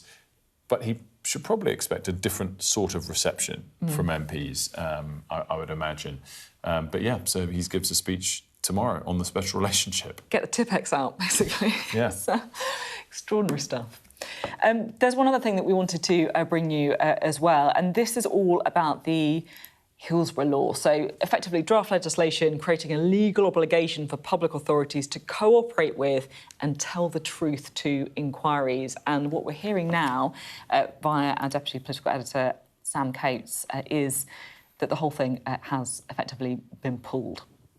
So there were worries about the obstacle, the main aim of the bill. It's followed years of campaigning by families after, of course, that Hillsborough disaster in 1989. And central to all of this was what exactly? This was a bill that was due to make sure public bodies are held to account going forward, a bill that was going to make sure when there are public inquiries that public bodies were bound by law to testify.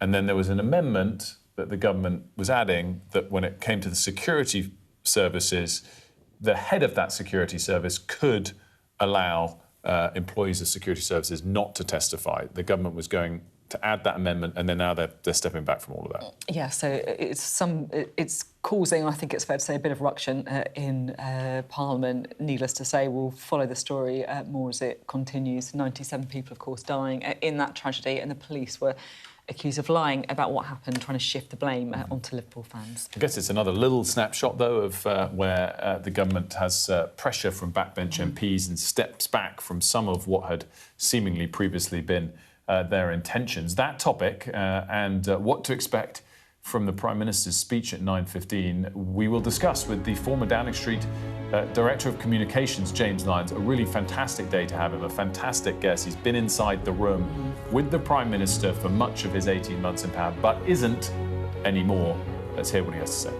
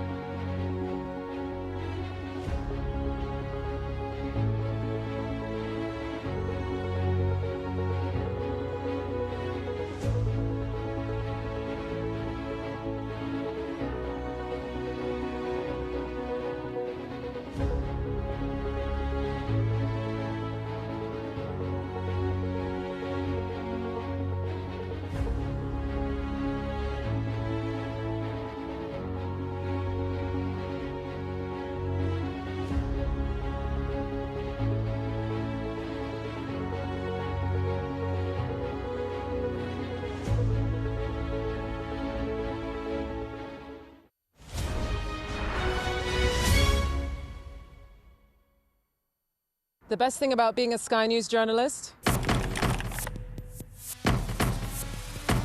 They call him the king of the jungle. Being a Sky News journalist. Yusra Al-Baghir has this report. And this is what's left of it. As a woman of colour, how did the Harris campaign speak to you? People risk their lives to speak to us for this report. Mr. Zuma, Sky News. We're trying to see as much as we can. The best thing about being a Sky News journalist? I'm going to take you behind the scenes here for Election Night Live. They have gone up and up. Being a Sky News journalist. Ed Conway, Sky News, is anyone going to talk to us? Mortgage rates did go up very sharply during your time in office. Here it is. First off, just the scale of what we're looking at. Our data shows it's been happening. Question is, why it hasn't been stopped. Hello again. The news this morning. Keir Starmer has told Donald Trump it is wrong to apply tariffs to allies over Greenland. He said it during a phone call between the two men. It was described as cordial, apparently. The US president's threatening initial import taxes of 10% on 8 European countries, opposed to his planned takeover of the Danish-controlled territory. A collision between high-speed trains in southern Spain has killed at least 39 people. The tail end of a train travelling from Malaga to Madrid with around 300 passengers went off the rails just before 8 o'clock last night. 75 people are in hospital, with 15 in a serious condition. And there's a big trial happening today. It's brought by Prince Harry and several other high-profile figures against the publisher of the Daily Mail, and it begins at the High Court. It's all about allegations of unlawful information gathering by Associated Newspapers Limited. They deny it. Well, today is a big day in Downing Street. It's been a bruising weekend for the Prime Minister and other European leaders, facing up to Donald Trump's threats on Greenland. So Keir Starmer has cleared the diary. He is due to do a press conference in the next hour, and it's going to be, I think, fair to say, one of the most important interventions that he can make. What tone is he going to strike? How can he actually stand up to Donald Trump? Lots of questions to ask. Mm-hmm. Well, let's ask someone who's unbelievably well-placed to answer them, and great timing to have the former Downing Street Director of Communications, James Lyons. James, very good morning to you. Thanks for joining us. Good morning. Thanks for having me on. Is he going to be very firm and very anti-President Trump's latest action, or not? Well, look, there has never been a more difficult time to be the first friend. And what I would say, though, is that the Prime Minister's invested an awful lot in building a genuine rapport with the President. If you remember, the President actually called him after his brother died. There's a genuine a relationship there, but that is built on a very hard-headed assessment of what is in the UK's national security interests and economic interests. And that's why I think you've seen the Prime Minister being very firm overnight, saying that he thinks the threat of tariffs is wrong. And I would expect him to obviously to reiterate that in Downing Street today. Now, I don't think we're going to see a kind of Love Actually moment where, you know, he goes full bore against the President, in part because that wouldn't be in the country's interests. And I would sort of remind you of what happened when Zelensky had such a tough time in the White House, in the Oval Office. Lots of politicians here and abroad took to social media to performatively condemn what had gone on. The Prime Minister very quietly got on the phone to both the President and to President Zelensky, invited Zelensky over here and then patched up the relationship and helped to get Ukraine back onto a path towards peace. But he's chosen a bit of a different tactic this time, though, hasn't he? He's doing a news conference, right? So he's going to, I guess, the whole point of this feels like he's going to make some public criticisms of the President. Well, I think what is different here is NATO is the absolute cornerstone of our national security, and obviously what's going on here is a threat to NATO, and part of the reason that the Prime Minister and the British government have invested so much time and effort in getting along with Donald Trump is to try and tie the President and tie the US into NATO. So I think that is one of the things we're seeing here. And there are reports coming out of a letter to the Danish leader where President Trump talks about, it's time for NATO to do something for the US. The only time that Article 5 of the NATO treaty, which, requires allies to step up and defend one another, the only time that's actually been triggered was after September 11. So the Danes are actually an important part of the coalition that went into Afghanistan. They were also involved in Iraq. I remember as a journalist going out there and actually meeting Danish troops who were fighting alongside the US. And so I think, this is clearly a moment where the Prime Minister feels he needs to stand up for the alliance. It's really interesting you said there's not going to be a Love Actually moment.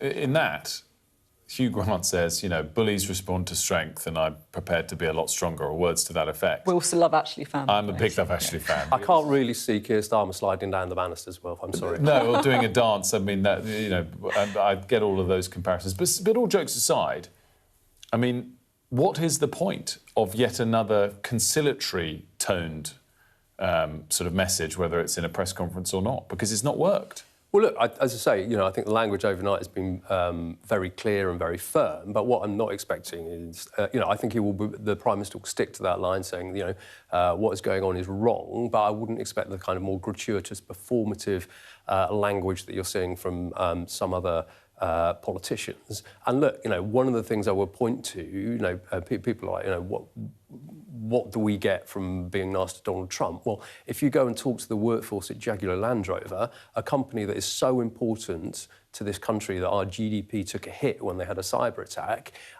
people are in work there because of the fact that we got a good deal on tariffs last time round, and obviously that will be one of the aims of coming out of today is to avoid getting landed with these additional penalties. James, you obviously were in Number 10, like right at the heart of everything for some time, and trying to work on a media strategy to help Keir Starmer in the Labour Party, right?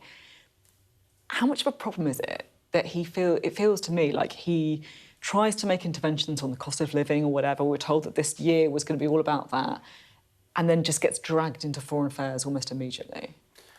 Well, look, this isn't even the first international crisis that we've had, and we're barely, 3 weeks into the new year, right? So that involvement in the foreign affairs is important, whether it's around the US or around Iran or anything else, and that's why you do need to talking about foreign affairs. Well, yeah, and we do live in the age of Donald Trump, so clearly he's going to seize the agenda. He'll dominate Davos this week as well when he turns up there in the Swiss resort. I think what you need to do is constantly be trying to talk about your domestic priorities, do it in a kind of campaign style, and keep coming back to it. And hope that you land as many blows as you can on that front. I had a broader question, and I want to make sure I get the tone right on this. But I think it's fair to say that the communication over the last 18 months hasn't been 10 out of 10 from the Prime Minister. Obviously, you've worked closely with him. You're an expert in this field and been preceded and replaced by other experts in the field. Is he very hard to shape and influence when it comes to communications? I would say what is going on, there are two things. Like, one, the media landscape has been transformed in recent years. It's much, much more fractured. You're going to come on to talk about social media in a minute, and I used to work for a social media company. But, you have to do so much more. So, when I started out in political journalism, if you're on the front of the Mail or the Sun, and you're on the 6 and 10 o'clock news on the BBC and did Sky News, you could probably reach 10 million people. Now you've got to do a podcast, you've got to do a briefing with creators, you've probably got to write a Substack just to get, half of that number, in addition to all the stuff that you're having to do before. So it's much, much harder to kind of cut through because of the fragmented nature. And the other thing that's happening is, understandably, when you look at what's happened to living standards, basically since the financial crash, the public are incredibly frustrated. They don't have a great deal of patience, and that makes the whole job a lot harder. Just finally, what's going on with Wes Streeting? Should he sack him?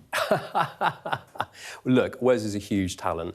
OK, that's the number 10 line. What do you think? Come on, James, what do you really think? There is definitely a feeling in parts of the Labour Party that Wes is acting, and I've got to say this correctly, like a banderillo, which is, one of those guys who throws the darts at the bull at the start of the, before the matador goes in. But, I think he is a real talent. He's a great communicator, and you'd always want him inside the tent. OK, thanks very much indeed. Really interesting to have you on. James Lyons speaking to us there. Now, should under-16s be allowed to use social media? It's a question that's been dominating the headlines for days now, and one it's safe to say the government is now considering fairly carefully. Well, the NSPCC, the National Society for the Protection of Children, is among the organisations warning that a blanket ban could actually have some unintended consequences and could put children at greater risk as well. We're joined now by Ian Russell, who is the father of Molly Russell, who tragically took her own life after viewing harmful content online, and has done amazing work, inspiring work in this space. A very good morning to you. Morning, Will. Great to see you. Thanks so much for joining us. And I guess a lot of people are quite surprised both by the NSPCC's position on this, but your position as well, which is you're against this ban. my position, the NSPCC's position, and 42 other signatories, or 42 signatories to the letter that we sent. The sector that looks into this and has been doing so for decades thinks that, as I do, the most important thing, the quickest route, is to follow the evidence towards safety. And the thing about bans is they sound such a quick fix, such a solid and easy answer. But when you look into them, there are unintended consequences and things that could go wrong. And also, they would take a lot of time. I was just talking to some of the team before coming on, whilst waiting to come on here, and they quite naturally thought, as so many people I talk to now think, that if you were to introduce a ban, it would be here tomorrow or next week or maybe next month. The real truth is that, as we found with the Online Safety Act, primary legislation takes a long time to come into place. And so it isn't a quick fix, and there are better alternatives that might be quicker to put in place. You mentioned their unintended consequences, and I was just wondering if you can explain a bit more. What are those? What are you worried about? We've you know, the people who signed that letter have talked a lot over the last few days about them. If you set the age at 16, you then have a cliff edge at 16 where people suddenly fall into a digital world. If you stop people using apps, they might migrate to platforms that aren't covered by the ban, so that the harms migrate around the digital world and follow them around. And most importantly, I think by separating young people from the digital world in which we all live and the digital world in which they're growing up, you make it really difficult that if they come across a problem, which sadly is all too likely, but if they come across a problem online, finding the courage to talk about that problem becomes so much harder for them because they feel they're doing something wrong because they shouldn't have been on social media. You alluded to the idea that there is a solution that we're not putting in place. What is that? Well, I think what is extraordinary is there is this body of evidence. We have an Online Safety Act, which is there and underutilised. So the thing I think that should happen most quickly is for government inaction to stop, if you can stop not doing something.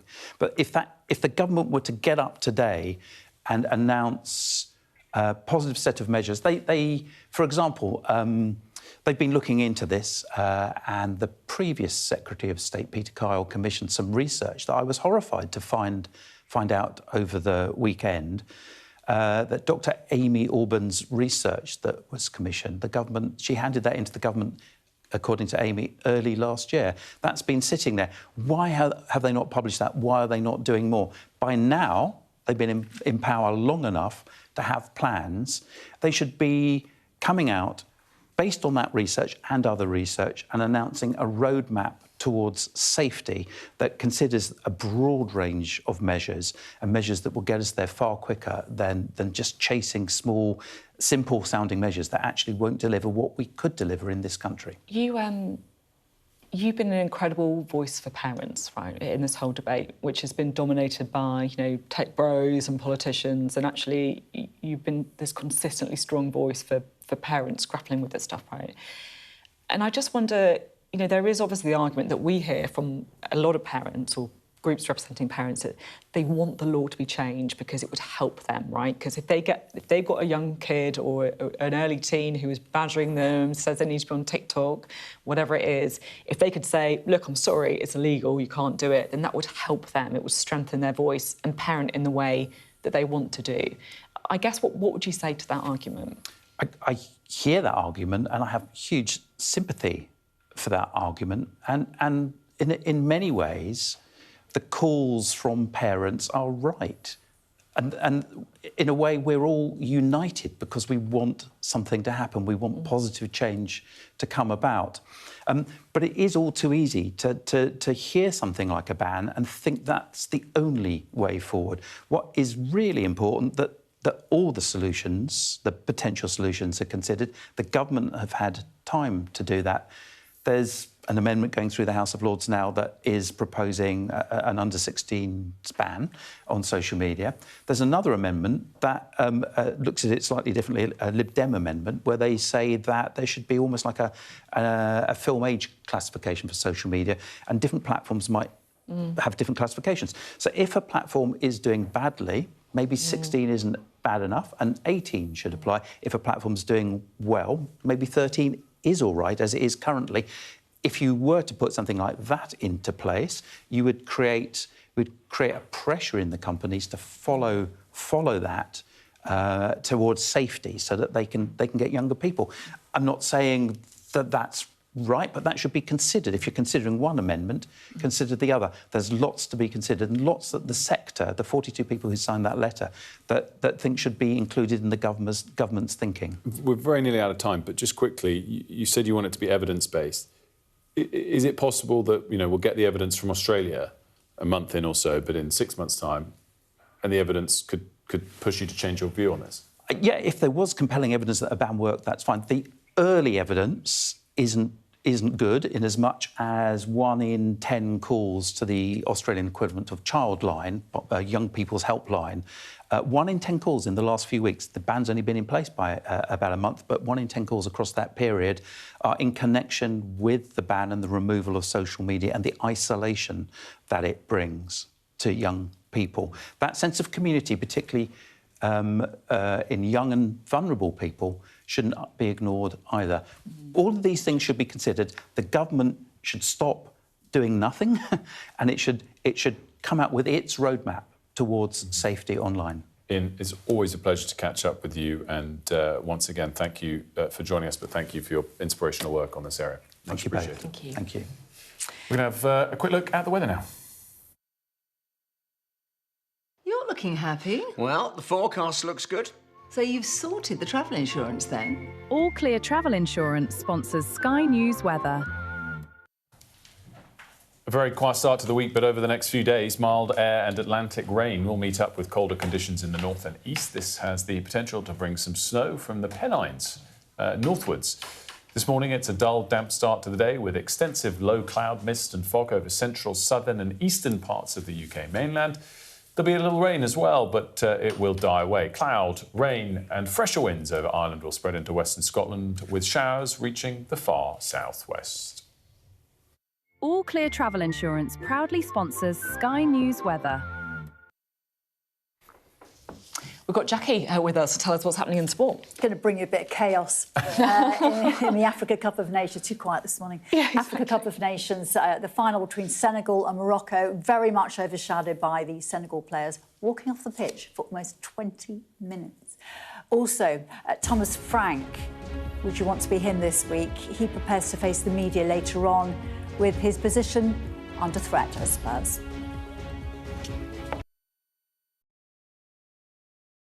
What's the best thing about being a Sky News presenter?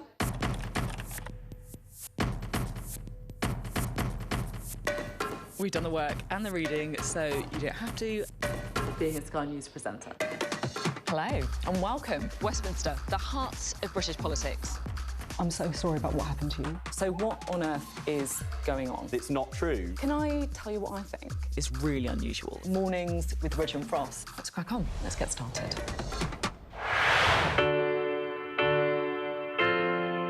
I'm Mark Stone and I'm Sky's correspondent based here in Washington, D.C. We'd been warned that we would meet people in the lowest moment of their lives. Their story is one of fundamental American failure. Well, a slow drive for the president as he approaches his golf club, but I have to say there are more media here than there are supporters. We love Trump! I've witnessed the remarkable passion for politics here, but the anger too. This is just the audience that Joe Biden wanted. Is this the moment to reform gun laws? You know, it's easy to go to politics. But it's important. It's at the heart of the issue. For all the talk of a toned-down, humbled Trump, yes, maybe there was just a little less rhetoric, a little less divisiveness, but in the end it was the same rhythm, the same speech, the same man. All them people that died in Russia and Ukraine, they'd still be alive today if Donald Trump was president. If it was my wish, Have a businessman that's strong like Trump, but maybe just doesn't say as much, you know? We are under Israeli military restrictions in terms of some of the things that we can film, but it's important to be in there. What we've been allowed to see over here is a humanitarian corridor.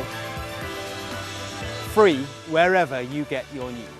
A young American medical student is making remarkable things happen. I've seen a lot of difficult things, and honestly, it breaks my heart. These children don't deserve that. I don't think there's a single Arab I know who isn't seriously disturbed by what's going on. And so they gathered for this wonder of nature. I'm very excited right now. This is an extraordinary moment beyond anything I could have expected.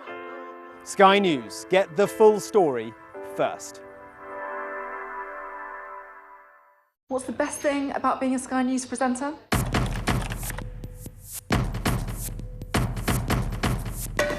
We've done the work and the reading, so you don't have to.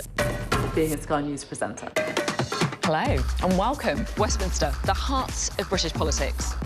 I'm so sorry about what happened to you. So what on earth is going on? It's not true. Can I tell you what I think? It's really unusual. Mornings with Rich and Frost. Let's crack on. Let's get started.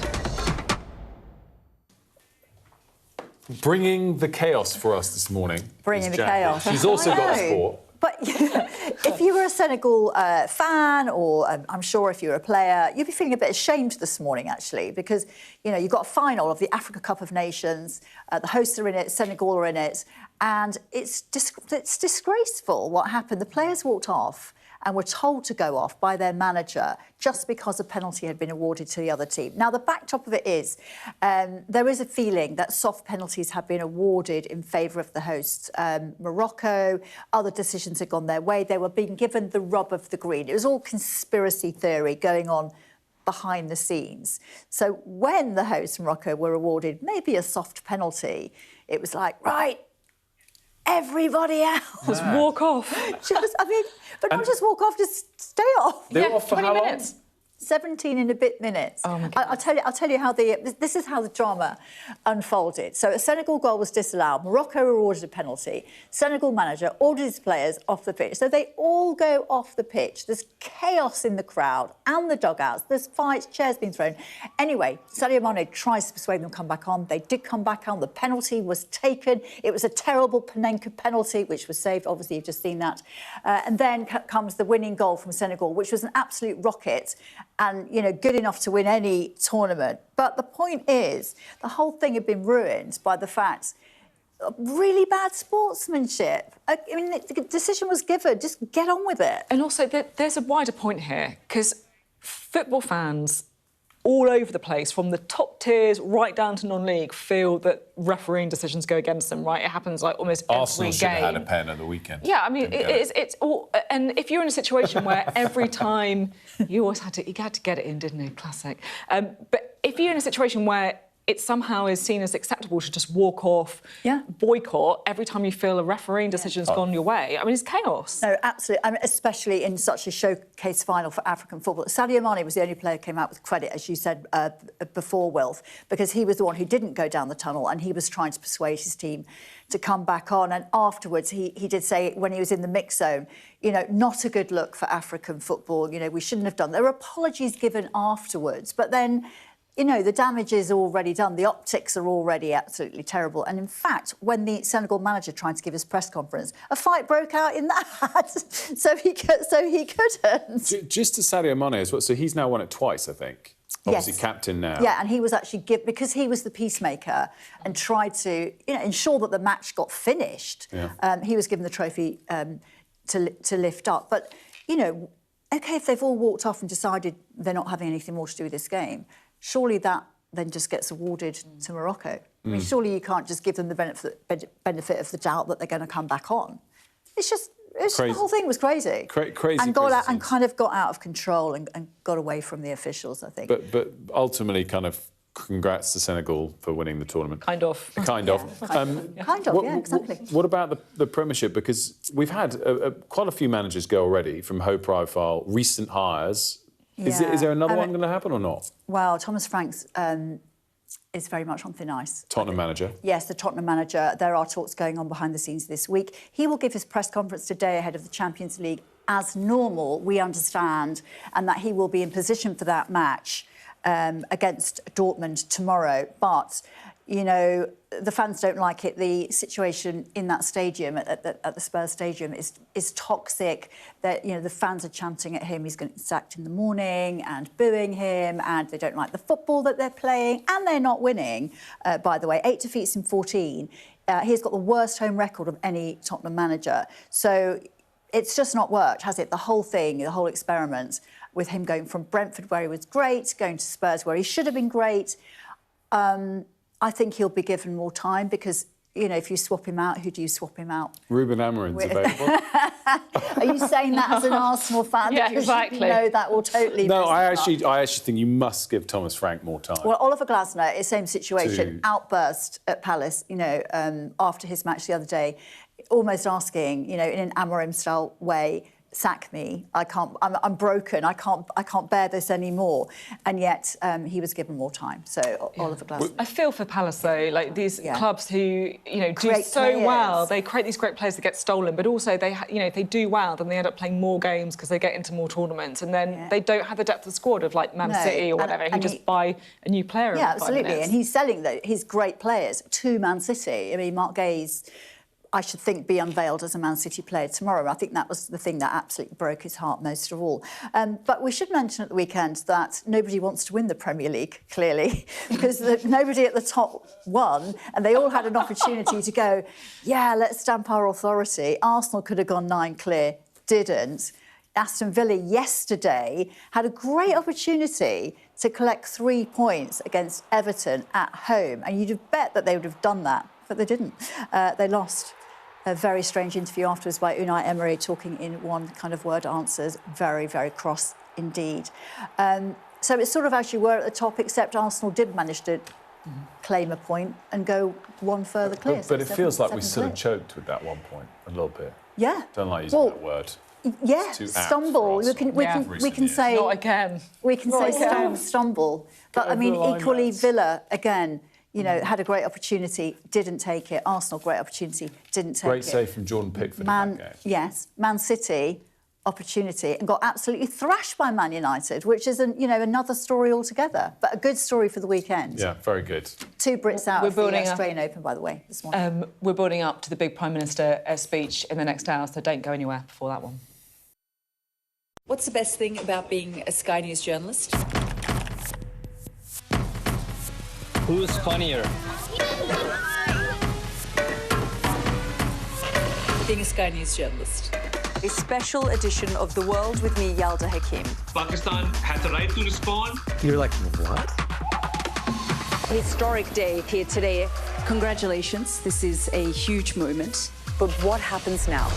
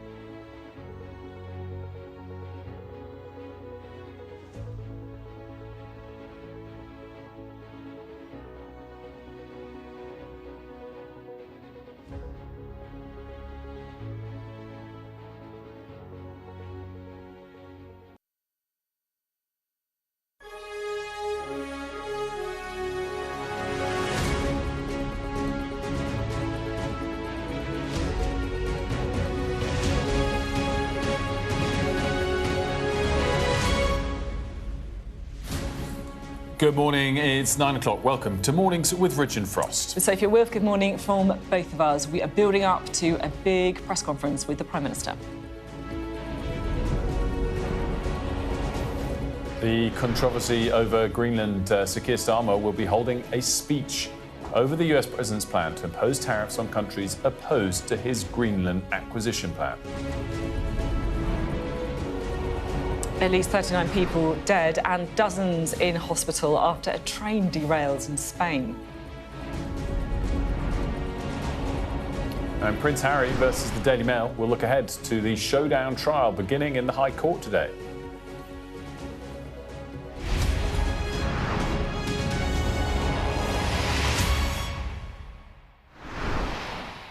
Welcome to the programme. You join us today on a morning that could have real consequences for the so-called special relationship between the US and the UK. The Prime Minister is frankly at loggerheads with Donald Trump over his ambition to take over Greenland.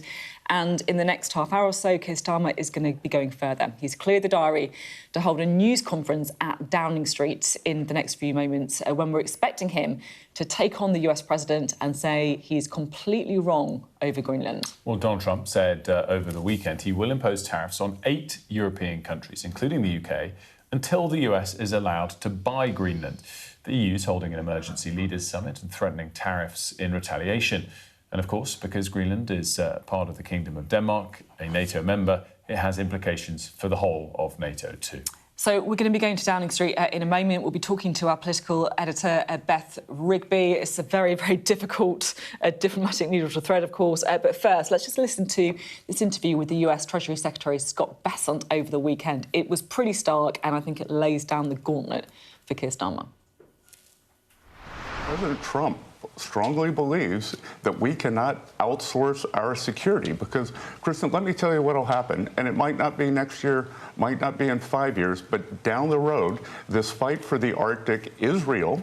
We would keep our NATO our NATO guarantees, and if there were an attack on Greenland from Russia, from some other area, we would get dragged in. So better now, peace through strength, make it part of the United States, and there will not be a conflict because the United States right now, we are the hottest country in the world. We are the strongest country in the world. The Europeans project weakness. The US projects strength.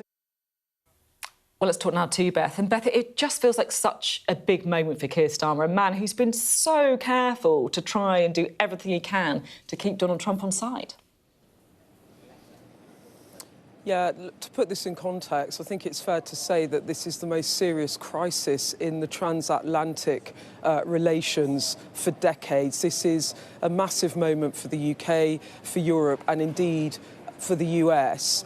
And the Prime Minister, having said that he wanted to get back to domestic issues at the beginning of this year, he planned to get around the country this week talking about the cost of living ahead of those all-important elections in May, is being dragged back into international crises and is now been holed up actually in Downing Street over the past 24 hours, trying to coordinate a response, talking to his team, talking to European leaders and indeed talking to Trump. And the message today from Keir Starmer will be, as he said on Saturday night, that the threat of tariffs and the decision to impose tariffs on European countries is completely wrong. You will hear him reiterate that language.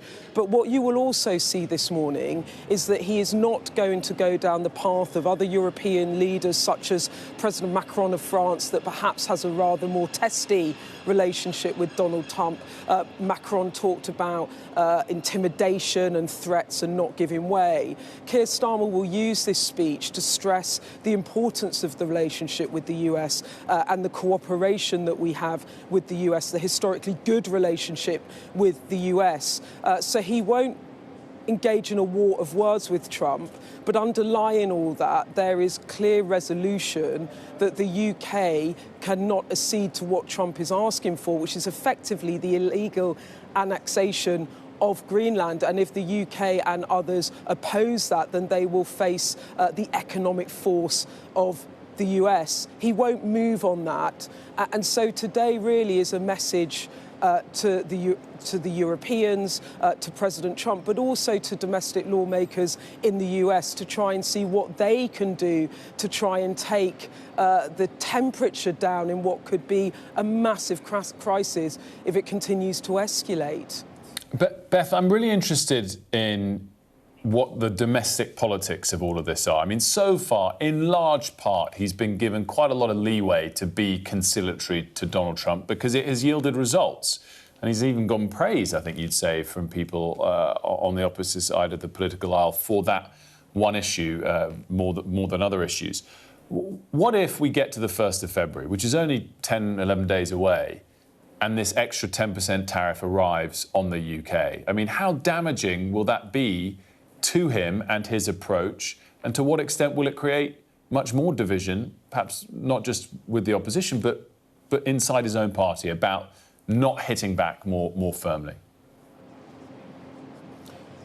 Well, I think the first thing to say about that, Wilf, is that the Prime Minister won't change the approach, that actually he has had historically results with his Trump whispering techniques. He's got a better carve-out, for example, on tariffs for the UK than other European countries and allies. So he's not going to change that approach. And actually, I think that the fact that other political leaders and parties have all come in to defend Keir Starmer's position effectively, but Kemi Badenoch agreeing with him completely, Reform agreeing with him, Lib Dems obviously saying that they think he should go harder, but that's what they've consistently said. I think that does give him political cover in the UK, and I don't think that in a way he will be personally attacked for this, because actually he is making the best, if you like, of a bad hand. But I think there's a bigger question in this, and I think if you look at what the Secretary of State, Scott Bessent, said yesterday very clearly, was that Trump does not feel that the Europeans can protect Greenland, and it has to be brought under US control. And if Trump doesn't back down on this, and the UK Prime Minister cannot back down on this, then there is an escalation of which the consequences are going to be hard to bear. So I think in the moment, for now, in the coming days, there will be an attempt to de-escalate. But if we cannot de-escalate, in the end, Keir Starmer cannot fold to President Trump on this, and he will have to stand with the Europeans for all the consequences that could bring. Beth, we're going to let you get inside number 10, ready for this news conference, but hope to speak to you afterwards. Beth Rigby there, our political editor. There's so many twists in this ongoing story, and we just wanted to bring you now a frankly extraordinary letter from Donald Trump to the Norwegian Prime Minister. It's been reported this morning by PBS, by Bloomberg, American networks, and I just want to read you what they're saying is in this letter. Dear Ambassador, it says, Dear Jonah, so this is the Norwegian Prime Minister, considering your country decided not to give me the Nobel Peace Prize for having stopped 8 wars plus, I no longer feel an obligation to think purely of peace, although it will always be predominant, but can now think about what is good and proper for the United States of America. Denmark cannot protect that land from Russia or China. Why do they have a right of ownership anyway? There are no written documents. It's only that a boat landed there hundreds of years ago, but we have boats landing there also. I've done more for NATO than any other person since its founding, and now NATO should do something for the United States. He says the world is not secure unless we have complete and total control of Greenland. So that letter, reportedly sent by Donald Trump to Norway. Yeah, extraordinary. Obviously, the central point that everyone has made for many months is that Norway themselves don't decide on who wins the Nobel Peace Prize. But it's very clear. Do you know what, the most striking thing for me over the weekend was Secretary Bessent yesterday, the US Treasury Secretary. I mean, this is someone who's a bit more measured, typically. And so it doesn't look in the short term like Donald Trump's going to back down. If Prime Minister does take a continued conciliatory approach and doesn't get a result, we are going to be in an extraordinary position in a couple of weeks. And huge questions about NATO. I mean, we see this with this letter there. NATO should do something for the United States. I mean, there are now really, I think, serious questions being asked about the future of NATO, and it's going to be very interesting to see what the Prime Minister says on that in a few moments. I would just say, by the way, European markets, which have been open for an hour or so, the FTSE 100 is only down 0.2%, whereas if you look at continental Europe, all down more than 1%.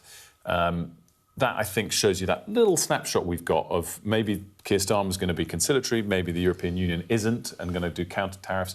Obviously, these are very small moves relative to last April, when everyone thought this new world of a trade war was going to be the norm, and markets collapsed in over a few days. So small moves this morning relative to that. Interesting nuances as to which countries in Europe are moving the most, and obviously this is. If this really comes through, 1st of February is the deadline, so we've got 10, 11 days, then I think you'll see much more pronounced selling again in terms of the likely impact on markets and the economies as well. We're going to keep a very, very close eye on what's happening in number 10 and bring you that as soon as we can. But we're also standing by this morning for the arrival of Prince Harry and some other big names too at the High Court in London. Yeah, this is a trial against the publishers of the Daily Mail newspaper who are accused of illegal gathering of information. Well, Laura is there for us outside the High Court. Laura, what can we expect both today and the days ahead? Yeah, well, it's the next 9 weeks end. 9 weeks. Harry is in court today. We're expecting him to turn up shortly. Proceedings. Last of his fights against Fleet Street. This time, the Duke of Sussex taking on Mail, Publishers of the Mail Associated Newspapers, or ANL, along with 6 really high-profile claimants, including Sir Elton John, David Furnish, Liz Hurley, Lib Dem politician Simon Hughes, and Baroness Doreen Lawrence, mother of the murdered teenager Stephen Lawrence. Between them, they are claiming that articles that were published about them in the Mail on Sunday and Mail Online, were sourced through information that was illegally obtained. So that's the use of private investigators to hack their phones, blagging, using deception to get hold of their personal private information, as well as bugging of cars and homes. Now, all of the claimants will have to give evidence in this case. Harry will be giving evidence, and you'll be thinking to yourselves, we've been here before, haven't we? And that's right, because Harry was at the High Court in 2023 when he took on the publishers of the Mirror. He won that case. The judge ruled then that phone hacking at Mirror Group titles was habitual and widespread, and it was almost a year ago to the day that he settled against News Group, the publishers of The Sun and the now defunct News of the World. He settled for what was reportedly £10 million. This case, though, against the Mail will be a harder fight for him, I think, already being called into question the reliability of some witnesses who've retracted their statements. For Harry, though, this has always been a huge personal crusade, taking on the media. He said he wanted to make it his life's work, changing the media landscape in the UK. Associated newspapers are putting up a fight. They have strongly denied all these claims, describing them as lurid, preposterous smears. So I think over the next 9 weeks, expect a big courtroom battle here. Harry himself expected today, and he'll be in the witness box on Thursday. Laura, lovely stuff. Thanks so much. We'll keep an eye on that throughout, of course, the days and weeks ahead, including this morning. But right now, we're focused on 10 Downing Street. The Prime Minister due to make an address to the nation in the next couple of minutes. Deputy Political Editor Sam Coates is now here. Sam, what can we expect? You're going to see Keir Starmer walking a hell of a tightrope. On the one hand, he will issue his bluntest remarks yet about Donald Trump. He is wrong to threaten Britain and other countries with tariffs from the 1st of February because of their action to protect a NATO country, Denmark, Greenland. But on the other, he is not going to talk about Emmanuel Macron-style escalation. He's not going to threaten Donald Trump with a big bazooka of retaliatory tariffs, for instance. Instead, he's going to talk about the need for calm diplomacy and needing for sensible conversations to sort this out, which is not, I think, what some in the Labour Party and certainly the Liberal Democrats want him to do this morning. Because I think there is a view at the top of the government that their strategy towards Donald Trump so far has worked, so why change it? They think there are a lot of unknowns. Is this 10% new tariffs on top of what we've already got? Is it as well as what we've already got? Or is it not going to actually change a great deal? And 13 days, which is how long we've got until February the 1st, well, that's a hell of a long time in Trump land.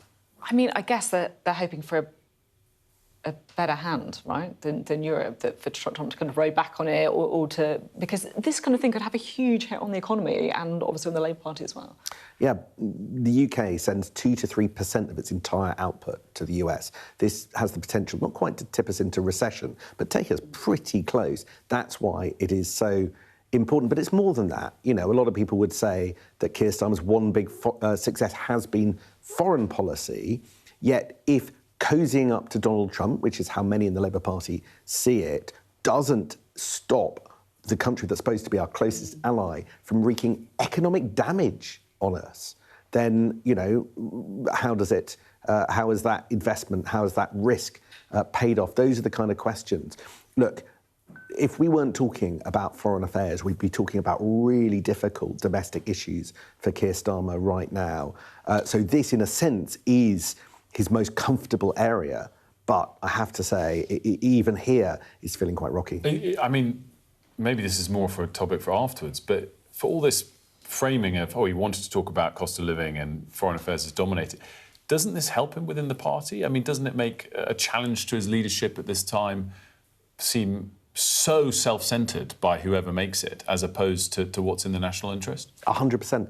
100%. I mean, I think there's a reason why he's doing a press conference on foreign affairs this morning, even though he said that every second spent talking about things other than the cost of living is a wasted second. So I think that, in a sense, this is a shield for him, and there are pretty catastrophic political miscalculations going on. Even over the weekend, you guys have been talking about this Hillsborough law. Keep an eye on that. That could be the black swan event for this government. But this morning, the idea of unseating a prime minister, playing a critical role, potentially the bridge role between these other European countries and the United States, leveraging that relationship that Keir Starmer has got with Donald Trump to try and get us to a better position before the US basically punishes Europe further. Look, Donald Trump did talk to Keir Starmer yesterday. That in itself was a win for the British Prime Minister. That's something he can say to Emmanuel Macron and Friedrich Merz and the Danish Prime Minister.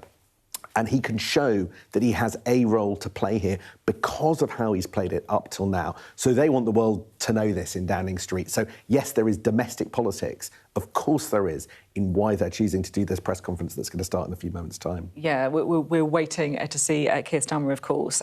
You're talking there about the call with Donald Trump, about the leverage he hopes he has. I just want to reflect on this absolutely gobsmacking letter that appears to have been sent to Norway, which, I'll be honest, it feels like it would be a parody if you didn't know more about it, reported by Bloomberg and PBS. Just going to flag, by the way, Rachel Reeves and Yvette Cooper have taken their seats, so we're keeping a very close eye on that. We'll make sure that we are very, very quiet just as soon as he comes on, of course. So this letter, Donald Trump basically says, considering your country decided not to give me the Nobel Peace Prize for having stopped 8 wars plus, I no longer feel an obligation to think purely of peace, but can now think about what is good and proper for the United States of America. And then he goes on to say, I've done more for NATO than any other person since its founding. NATO should do something for the United States. The world is not secure unless we have complete and total control of Greenland.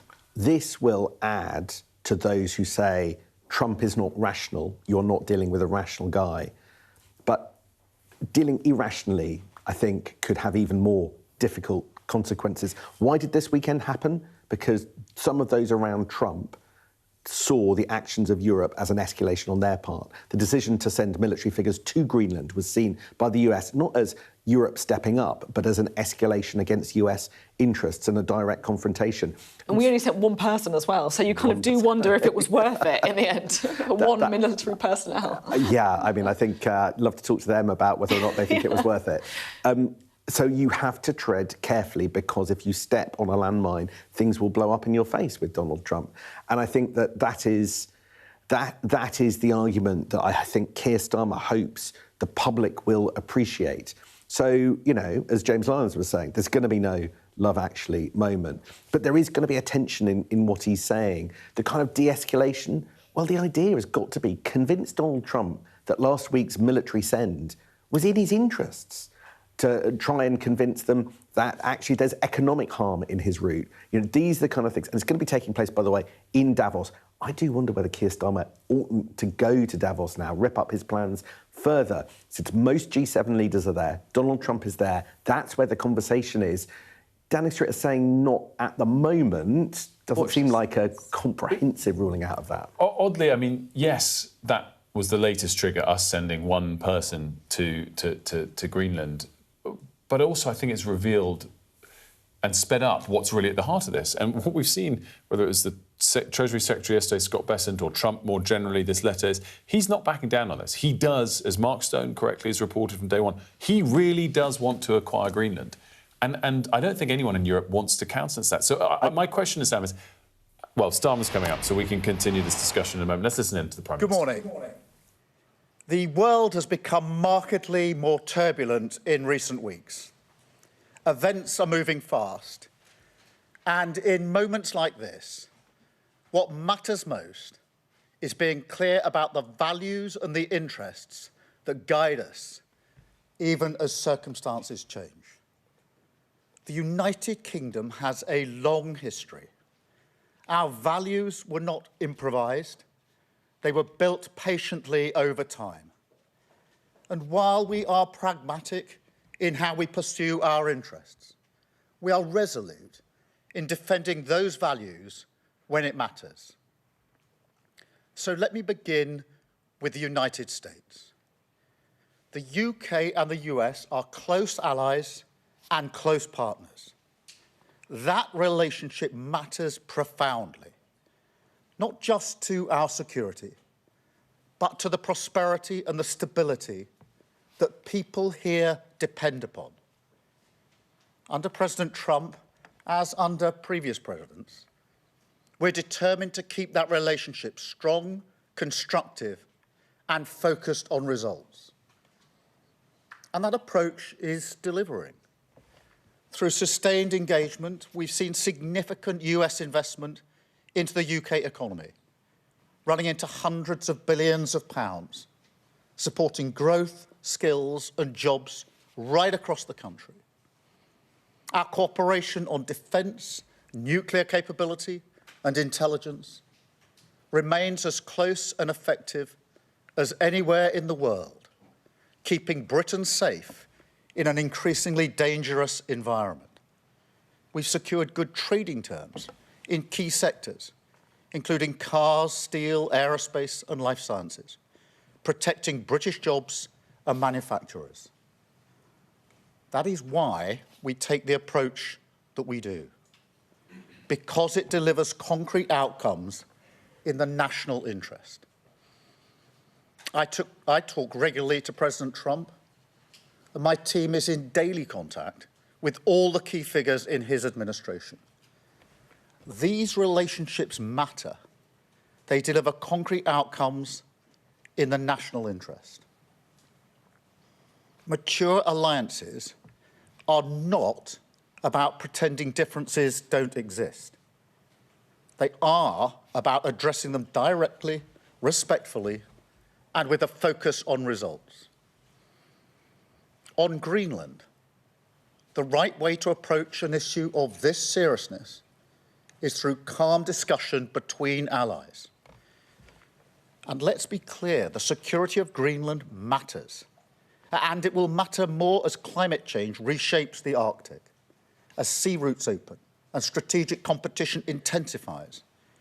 The High North will require greater attention, greater investment, and stronger collective defence. The United States will be central to that effort, and the UK stands ready to contribute fully alongside our allies through NATO. But there is a principle here that cannot be set aside, because it goes to the heart of how stable and trusted international cooperation works. And so any decision about the future status of Greenland belongs to the people of Greenland and the Kingdom of Denmark alone. That right is fundamental, and we support it. Denmark is a close ally of the United Kingdom and of the United States, a proud NATO member that has stood shoulder to shoulder with us, including at real human cost in recent decades. Alliances endure because they're built on respect and partnership, not pressure. That is why I said the use of tariffs against allies is completely wrong. It is not the right way to resolve differences within an alliance. Nor is it helpful to frame efforts to strengthen Greenland's security as a justification for economic pressure. Such measures hurt British workers, British businesses, and the British economy. And that is why I've been so clear on this issue. A trade war is in no one's interest. And my job is always to act in the UK's national interest. That is why yesterday I spoke to President Trump, to European leaders, and to the Secretary-General of NATO to find a solution rooted in partnership, facts, and mutual respect. Because that is how strong alliances protect shared interests. The same is true on other issues. In the Middle East, we welcome President Trump's focus on sustaining the ceasefire in Gaza and moving on to phase 2. We are open to participating constructively in such efforts. On Ukraine, I can be brief. We strongly support efforts to bring the killing to an end and secure a ceasefire as soon as possible. We recognise President Trump's role in pushing that process forward. And we will work closely with the United States, Ukraine, and our other allies to apply pressure where it belongs on Putin. Finally, let me say why all this matters so directly to people here at home. In today's world, geopolitics is not something that happens somewhere else. It shapes the cost of energy, the price of food, the security of jobs, and the stability that families rely on to plan their lives. When war drives up fuel prices, it's households who feel it first. When supply chains fracture, it's small businesses and working people who absorb the shock. And when instability grows, it's rarely those with the most power who pay the price. That is why this government's approach is rooted in a simple belief that we must use every tool of government, domestic and international, to fight for the interests of ordinary people. At home, that means active government. It means taking responsibility for economic stability so that inflation is controlled, interest rates come down, and family budgets are protected. It means stepping in where markets fail, strengthening resilience, and ensuring that global shocks do not always land on the same people in the same places, the people least able to withstand them. That's why we've taken action to reduce energy bills, to freeze rail fares and prescription charges. But tackling the cost of living today also means engagement beyond our borders. It requires shaping the world around us, not retreating from it. It requires strong alliances, steady diplomacy, and rules that reduce uncertainty rather than amplify it. That is why our commitment to international law and to alliances founded on trust is not abstract or ideological. It's practical. It's about stability, predictability, and fairness. The conditions that keep prices down, jobs secure, and economies resilient. That is what active government looks like in an age of uncertainty. Steady at home, engaged abroad, and always focused on protecting the people that we serve. Britain is a pragmatic country. We look for agreement.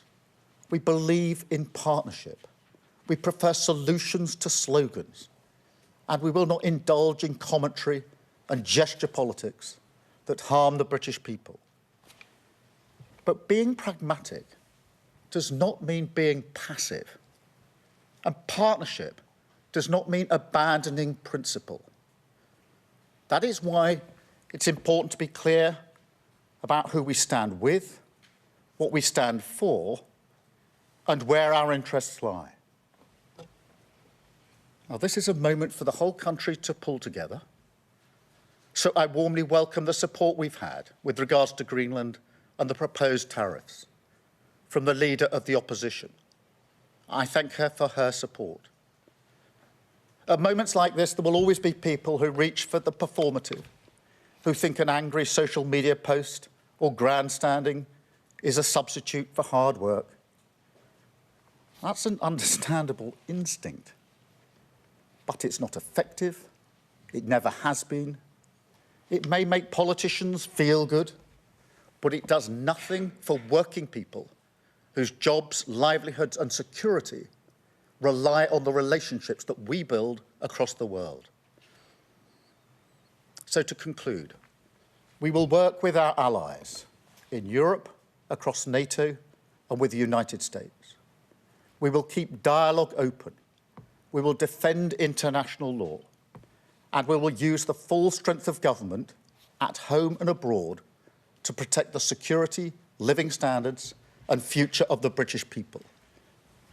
That is the approach I will take as Prime Minister, and that is the responsibility that this moment demands. Thank you. I'm now going to take some questions, and I've got a fairly extensive list, you'll be pleased to know. I'm going to start, with Chris Mason from BBC News. Thank you, Prime Minister. Chris Mason, BBC News. This is clearly incredibly difficult. What more in specific terms can you tell us about what you plan to do now? It appears that you're ruling out retaliatory tariffs in the UK. Can you confirm that? And would you consider going to see President Trump face-to-face this week? Thank you.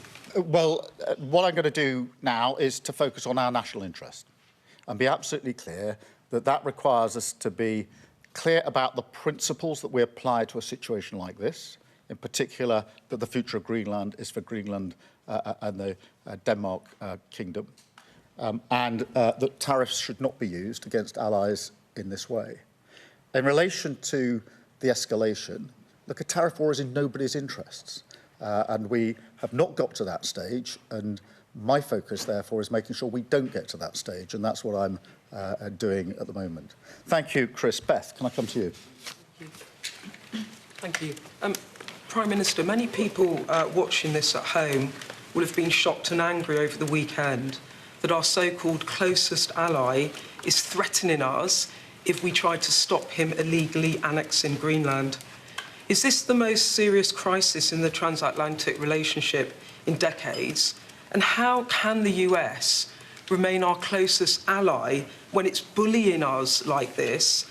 And just on tariffs, you say they are completely wrong and it will hurt the British economy. But if Trump does go ahead, to be clear, are you telling the British people that we will have to take that economic pain? And are you planning retaliatory tariffs if that happens? Thank you. Well, thank you, Beth. And firstly, to underscore your point, this has been very badly received across the United Kingdom. We're allies of the United States, and we work closely with them. And therefore, I'm not surprised by the reaction that's been across the United Kingdom. And it is a very serious situation. Our job is to ensure that we find a way forward consistent with our principles and our values and consistent with our national interest. And the US remains a close ally on defence, on security and on intelligence, on nuclear capability. We work very closely with the United States, and we must never lose sight of our national interest in that. But we must stand up for our values. We must be clear about the principles that we are applying here, and we'll continue to do so. On the question of tariffs, a tariff war isn't in anybody's interests. And therefore, what I want to do is to avoid a tariff war, because it will be businesses, workers and families across the country that will be hit by a trade war. And therefore, I will do as I've set out, which is to engage with our European allies, with President Trump. And Chris, in response to the second part of your question, I spoke to President Trump yesterday, as I think you all know, and I'll no doubt speak to him again in coming days. Continually, our offices talk all the time, but we must find a pragmatic, sensible, sustained way through this that avoids some of the consequences that will be very serious for our country. Thank you very much, Beth. Robert Peston. Robert Peston, ITV. Prime Minister, your entire approach is predicated on the idea that Donald Trump is amenable to reason and respects the rule of law, but it's patently clear that neither of those assumptions are true. So when will you consider some kind of economic retaliation through tariffs? And will you talk to the monarch, to the king, about not going to America to celebrate 250 years since independence? Well, Robert, this is a serious situation, and as I've said, threatening tariffs on allies is the wrong thing to do, completely wrong. And a trade war is not in our interests, and therefore my first task is to ensure we don't get to that place, which is what I'm focused on at the moment and will continue to focus on. In relation to wider issues, I don't want to lose sight of the central goal here, which is to avoid the seriousness that a trade war would bring.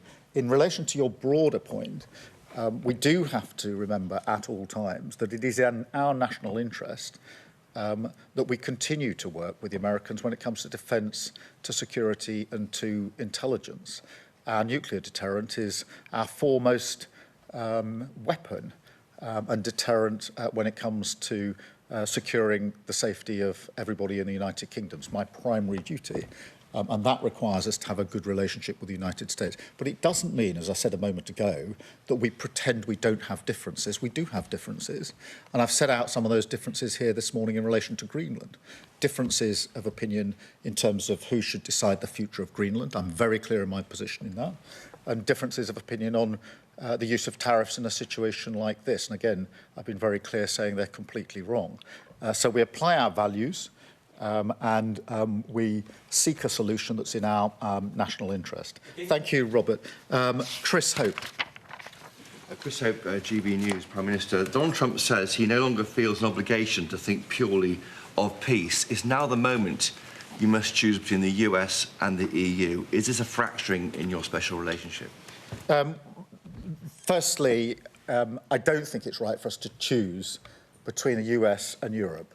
That's not a new position today. That's the position I've consistently held, as have previous governments, because we are allies with our European partners and allies with the US. And the strength in being able to keep both those alliances has served us well over the last 80 years. So this is not a moment to sort of choose one between the other. I have argued, and this is not an argument for the first time today, and I've spoken to European allies and leaders about the need for Europe to step up and do more in its own defence and security.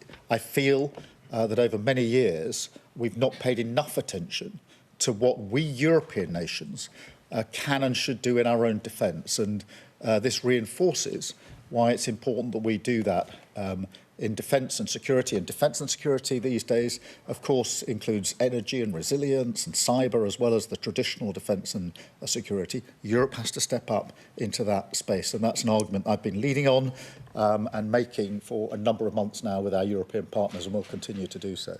Thank you, Chris. I've got Gary Gibbon from Channel 4. Gary. Thank you, Prime Minister. You say that Donald Trump remains an ally, but a lot of people would look at his behaviours and say he's not remotely behaving like an ally. Is there anything he could do that would make you think he was no longer an ally? Or is it just unthinkable? Are we totally locked in? And just one other, if I may, some puzzlement that those forces, quite limited military personnel that went to Greenland, that he interpreted that as a hostile act. Do you have any sense that he might have been misinformed about that entire expedition?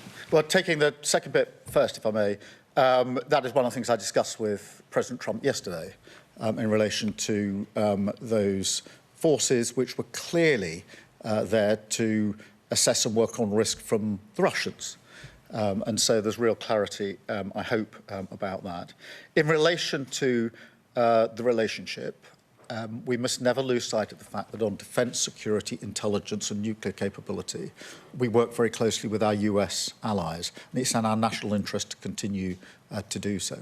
That doesn't mean pretending we don't have differences, and I don't think anybody could suggest I'm pretending we don't have differences. I'm spelling out what those differences are, what our principles and values are, and how we approach them. But we do continue to work with the Americans. The situation in the Middle East is fragile. There is a ceasefire. We need to move to phase 2. We mustn't lose sight of that. In Ukraine, we've been striving for a just and lasting peace for a long time now. We're 4 years into that conflict. It is in our interest to work with others to bring about that just and lasting peace. The last thing we should do is to simply throw all that away and pretend that it doesn't matter anymore. It does matter. But we don't do that by pretending we haven't got differences. We do have differences, and I'm spelling them out here this morning. Thank you very much, Gary. I've got Kitty Donaldson from iNews. Thank you, Prime Minister. The US Supreme Court is due to rule next week on whether the tariffs are legal for the President to use. Do you think it's worth just biding your time until next week? And secondly, I don't think you answered Robert's question, which was, do you think the King should go to the United States this year? I'm not going to comment on the Supreme Court ruling. I think it's due out reasonably soon. But I don't think it would be sensible to simply wait for the court. It's really important that we act now in response to the threat of tariffs, and that's why I spoke to President Trump yesterday and to numerous allies across Europe, many leaders during the course of yesterday afternoon, Secretary-General of NATO, and will continue to do so today because it's in all our interests to act swiftly in relation to this matter. Look, in relation to the King and other issues, as I said in my speech, I'm focused on the pragmatic response here, not the suggestion of others, and my focus is on what's in the national interest for our country, what is going to best protect workers, families, businesses, and I believe that's the approach that I've set out. Thank you, Kitty. I've got Craig Munro from the Metro. Craig Munro from Metro. You spoke about the cost of living in your speech there. How can you be sure, how can you reassure people that the cost of living will improve in the UK when our economic picture is so reliant on an unreliable ally in an unstable global world? By taking the approach that I've set out today. Some people appear to make the argument that what happens internationally is irrelevant to the cost of living issues that are faced across this country. I'm well aware that for all the volatility in the world, and we've seen plenty of that in the first few weeks of this year, the issue that is of central concern to families and communities across the country is the cost of living. Wherever you go in the country and ask people what their number one concern is, they will say it's the cost of living, and therefore we have to address it. We address it in a number of ways. Firstly, by taking the measures to stabilise the economy so that inflation coming down, interest rates coming down, and protecting family budgets is crucial to that. By being active where markets fail, stepping in on energy bills, rail fares, prescription charges, etc. But also by working relentlessly on matters that are international, because the impact of what's happening internationally on what's happening domestically is obvious, it's real, it's probably more direct now than it's been at any time most of us can remember, and therefore it would be to a dereliction of duty on the cost of living not to be engaged on the international stage. Thank you very much, Craig. I've got Jason Groves from the Daily Mail. Jason. Thanks, PM. Your Danish counterpart says NATO can't survive one member, the biggest, seizing the territory of another. Do you agree with her? And separately, are you willing to join the President's Board of Peace, and are you willing to pay for it? Well, look, in relation to the Danish Prime Minister, as you would have anticipated, I spoke to her on Saturday night. I spoke to her again yesterday and made absolutely clear our position on who decides the future of Greenland and the use of tariffs. And we're completely aligned on those issues. On the question of NATO, it is in all of our interest to make sure that NATO remains strong and stable. We had a very good NATO summit last year with more members than we've had before, with more unity than many people thought we would achieve. And NATO remains the single most effective and successful military alliance the world has ever known. And so it's in all of our interests to make sure that nothing is done to weaken NATO. On the question of the Board of Peace, look, we're supportive of the measures that are being taken across the Middle East, particularly the ceasefire. I do think we need to press on to phase 2. We've indicated our willingness to play our part, and we will. And on the Board of Peace, we're talking to allies about the terms of the Board of Peace. Thank you very much, Jason. I've got Lizzie Buchan from the Daily Mirror. Thanks, Prime Minister. The head of the UN says that he believes that the US thinks its own power matters more than international law. Do you agree? And secondly, if I may, you've repeatedly promised to deliver a Hillsborough law, but the bill was pulled last night. Are you confident you can win back the support of families, and can you guarantee it becomes law before the end of this? Yeah, thank you, Lizzie. Well, in relation to your first point, I've put my argument in my way, in my own words, and that's my approach, rather than sort of commentating on what others have said. On Hillsborough, as you know, I care hugely that we get this right, that we right the wrongs for very many families who've been let down, and ensure a better future for families in the future. In relation to the duty of candour, we've been clear that that matters.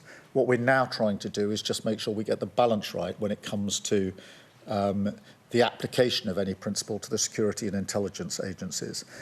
Obviously, I have to focus on the national interest, my primary duty as Prime Minister, which is to keep this country safe and secure. That is the duty I hold above all other duties, and I take it really seriously, which is why we're just taking time to make sure that we get that balance absolutely right. Thank you, Lizzie. George Parker from the FT. George. Thank you, Prime Minister. You mentioned in your joint letter the risk of a downward spiral if this issue isn't resolved. I just wondered if you could explain what you meant by that. And linked to that, do you think it's regrettable that the EU is talking about the possibility of serious trade reprisals and therefore risking a trade war? Firstly, what I meant by the downward spiral is the potential for this to cause huge damage for the UK, whether that's in a trade war or the weakening of alliances. And I do not want to see that happen. That doesn't mean that we put to one side our principles and our values, quite the contrary. We're very clear about what they are, which is why I wanted to have this press conference this morning and to affirm those principles and values that we apply. In relation to the EU, look, firstly, we're coordinating very closely with the EU. I spoke to a number of EU leaders last night. I spoke to Ursula von der Leyen last night and intend to do so again either today or tomorrow, so that we're closely aligned. There's proper unity and coordination in our response. They will decide exactly what they will do next during the course of today and the coming days. But we're working very closely with them, very closely coordinated. And they were among the calls that I was engaged on for most of the day yesterday. Thank you, George. And then can I go to Ben Riley-Smith, Telegraph? Ben. Prime Minister, Donald Trump and his team hint at military action in Greenland. Do you think that's a genuine possibility? And secondly, if I may, you are under pressure from some quarters to increase defence spending quicker than you've already planned in the coming years. You yourself are accepting the threat picture is changing almost weekly now. Would you consider increasing defence spending quicker than planned? Sorry, the very first bit of your first question, I missed the first military action. Yeah, what's the question there? Do you think Donald Trump is genuinely considering military action? Look, I don't, actually. I think that this can be resolved and should be resolved through calm discussion, but with the application of the principles and values that I've set out in terms of who decides the future of Greenland. and making clear that the use of tariffs in this way is completely wrong. On defence spending, we've obviously set out our plans for this Parliament, and we made commitments at the NATO summit in relation to going beyond that, and we stand by them. I have made the argument that Europe needs to do more on defence and security. Partly that is a question of defence spend. I think European countries are and need to spend more on defence. It's also a question of coordination and collaboration, because it's how we spend what we spend that matters as much as how much we spend. And that's part of the argument that I've been making to European allies. If the Ukraine war has taught us one thing, it's that by having different capabilities in different countries in different ways, we haven't actually been able to be as effective as we might otherwise have been if we'd coordinated in years gone by. And I think it's really time for Europe to be much more united, much stronger on this issue. And that's one of the arguments I've been leading on and making to allies and leaders for some consistent and considerable time now. Thank you very much. And then Andy Bell from Channel 5. Andy. Thank you, Prime Minister. Isn't the conclusion from all that's happened up to now that you've been too soft with the President? And isn't the lesson we have to draw from what's happening now is that you have to start being tougher with him? Well, Andy, I don't agree with that assessment, because taking the approach we've taken has yielded hundreds of billions of pounds of inward investment into the United Kingdom. That's hugely important for our economy and for jobs and businesses and the economy more generally. We are involved on a daily basis when it comes to security, defence and intelligence sharing, daily, 24/7, in relation to the interaction on intelligence between the US and the UK is the closest relationship of any two countries in the world.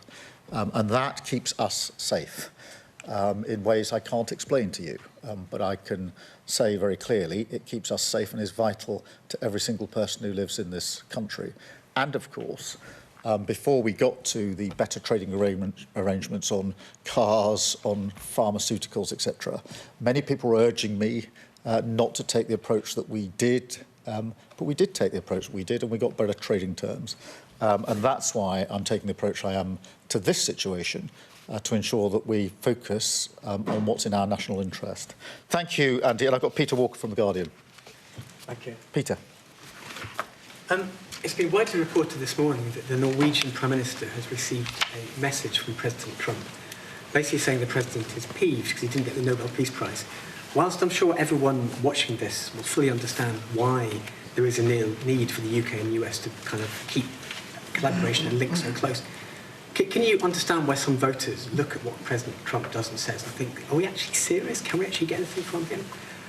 And if I may, I know that no policy has been announced yet, but from a personal point of view, do you think it would be a good idea for social media use to be restricted for younger people? Yeah, just I completely understand why what President Trump said about tariffs over the weekend has been so badly received in this country. I completely understand that. And I think that's understandable. And it's important that that is met with me setting out, as Prime Minister of the United Kingdom, what our principles and values are in response to that. And not pretending that we don't have differences. Because strong, respectful alliances require the maturity to say where we disagree.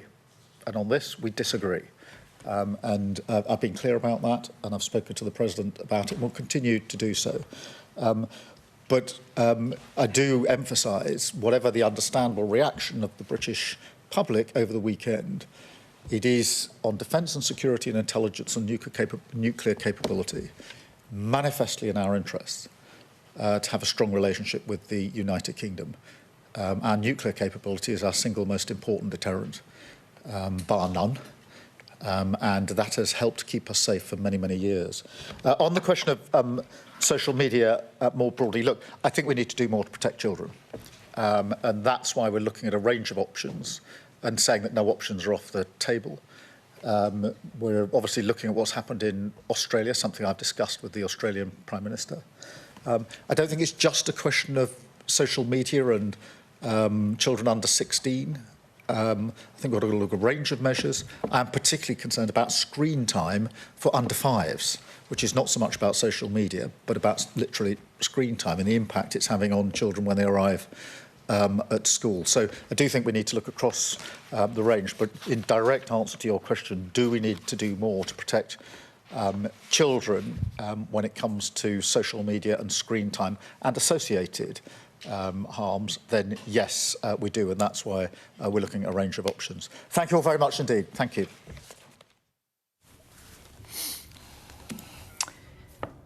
Am I in? Keir Starmer, they're keen to tread that difficult diplomatic tightrope. The key takeaway for me there, Beth, would be asking the Prime Minister if he's planning retaliatory tariffs on the US like some other European countries. He said a tariff war isn't in anybody's interests. What I want to do is avoid a tariff war, so sounded a bit like a no.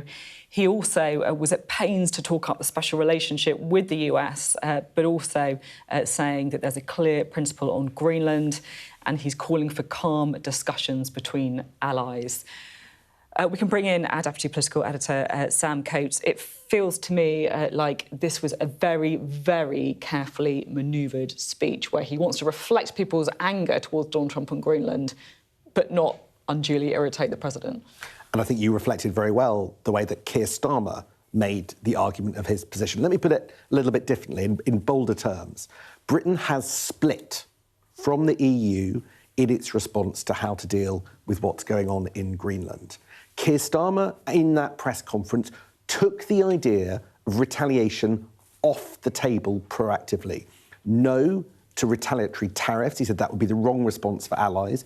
No to cancelling the King's visit to the US later this year. He basically said that Britain would resolve this behind closed doors. The EU is making clear they will be much more robust. Now, Keir Starmer spent lots of that press conference justifying why he believes that's the right course of action. I suspect there will be a healthy debate about whether it is. I totally agree with that difference with the EU. If the EU materialises with counter tariffs, which is being mooted, will be fascinating to watch. I guess the other question, Sam, is to what extent does he have to get these proposed tariffs in 12 days' time on the UK lifted, or else conciliatory approach backfires in his face? I think that's less important than we think. The history of the UK and US and tariffs is incredibly messy over the last 18 months. There have been promises to remove tariffs. They haven't happened. It hasn't backfired in Keir Starmer's face then. I think he's got a bit more time. If over time it looks like his leverage doesn't work, then he's in trouble. Is 13 days' time the crunch point? I don't know. One other big thing I thought, Keir Starmer said, I don't think Trump's right to, when he's suggesting publicly, I might use military action. I think the British Prime Minister saying, I don't believe Donald Trump, isn't necessarily the de-escalation, and it might have been an accent, him saying that, but isn't necessarily the de-escalation that he will want to get out of today's press conference. So it feels like he's digging in. He's keeping his position as the kind of Trump whisperer-in-chief where possible. It was very notable, I thought, where he was really trying to set up this whole thing by saying how necessary the US is for us in terms of the trade, in terms of the economy and defence as well. Keeping Britain safe is the way you put it. Exactly. Look, he has one gear in this because it's the line that he has proposed, and it's really, in effect, a continuation of the line the UK has always pretty much taken. Europeans are often more robust in this. There's domestic pressure for him to go further. I don't think he could pivot to a different position today. It's just quite important to him personally, domestically, as well as globally at this critical time, that his approach does turn out to be right, because the pain is growing. Donald Trump looking very, very dangerous figure. Look at the comments to Norway today in the letter that you were reading out. Keir Starmer's essential argument is that Donald Trump is a rational man and I will deal with him rationally. I mean, read the letter about the Nobel Peace Prize and still say that with a straight face. Yeah. Just two quick US points. I do think the possible use of military force towards an ally, he might be reined in by his Republican colleagues in Congress. So I think there's a bit more ability for Starmer to say what he said there. Equally, by the way, the Supreme Court's got a massive decision to make on tariffs as well, so something to keep an eye on.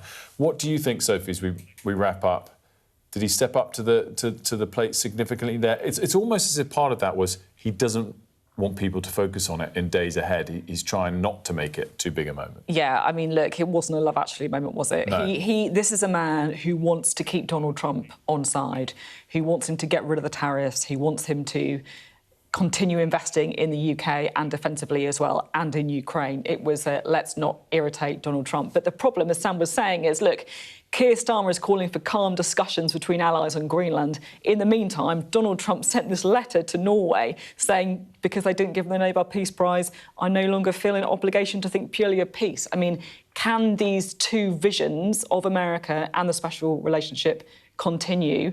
There's going to be a crunch point at some point on Greenland.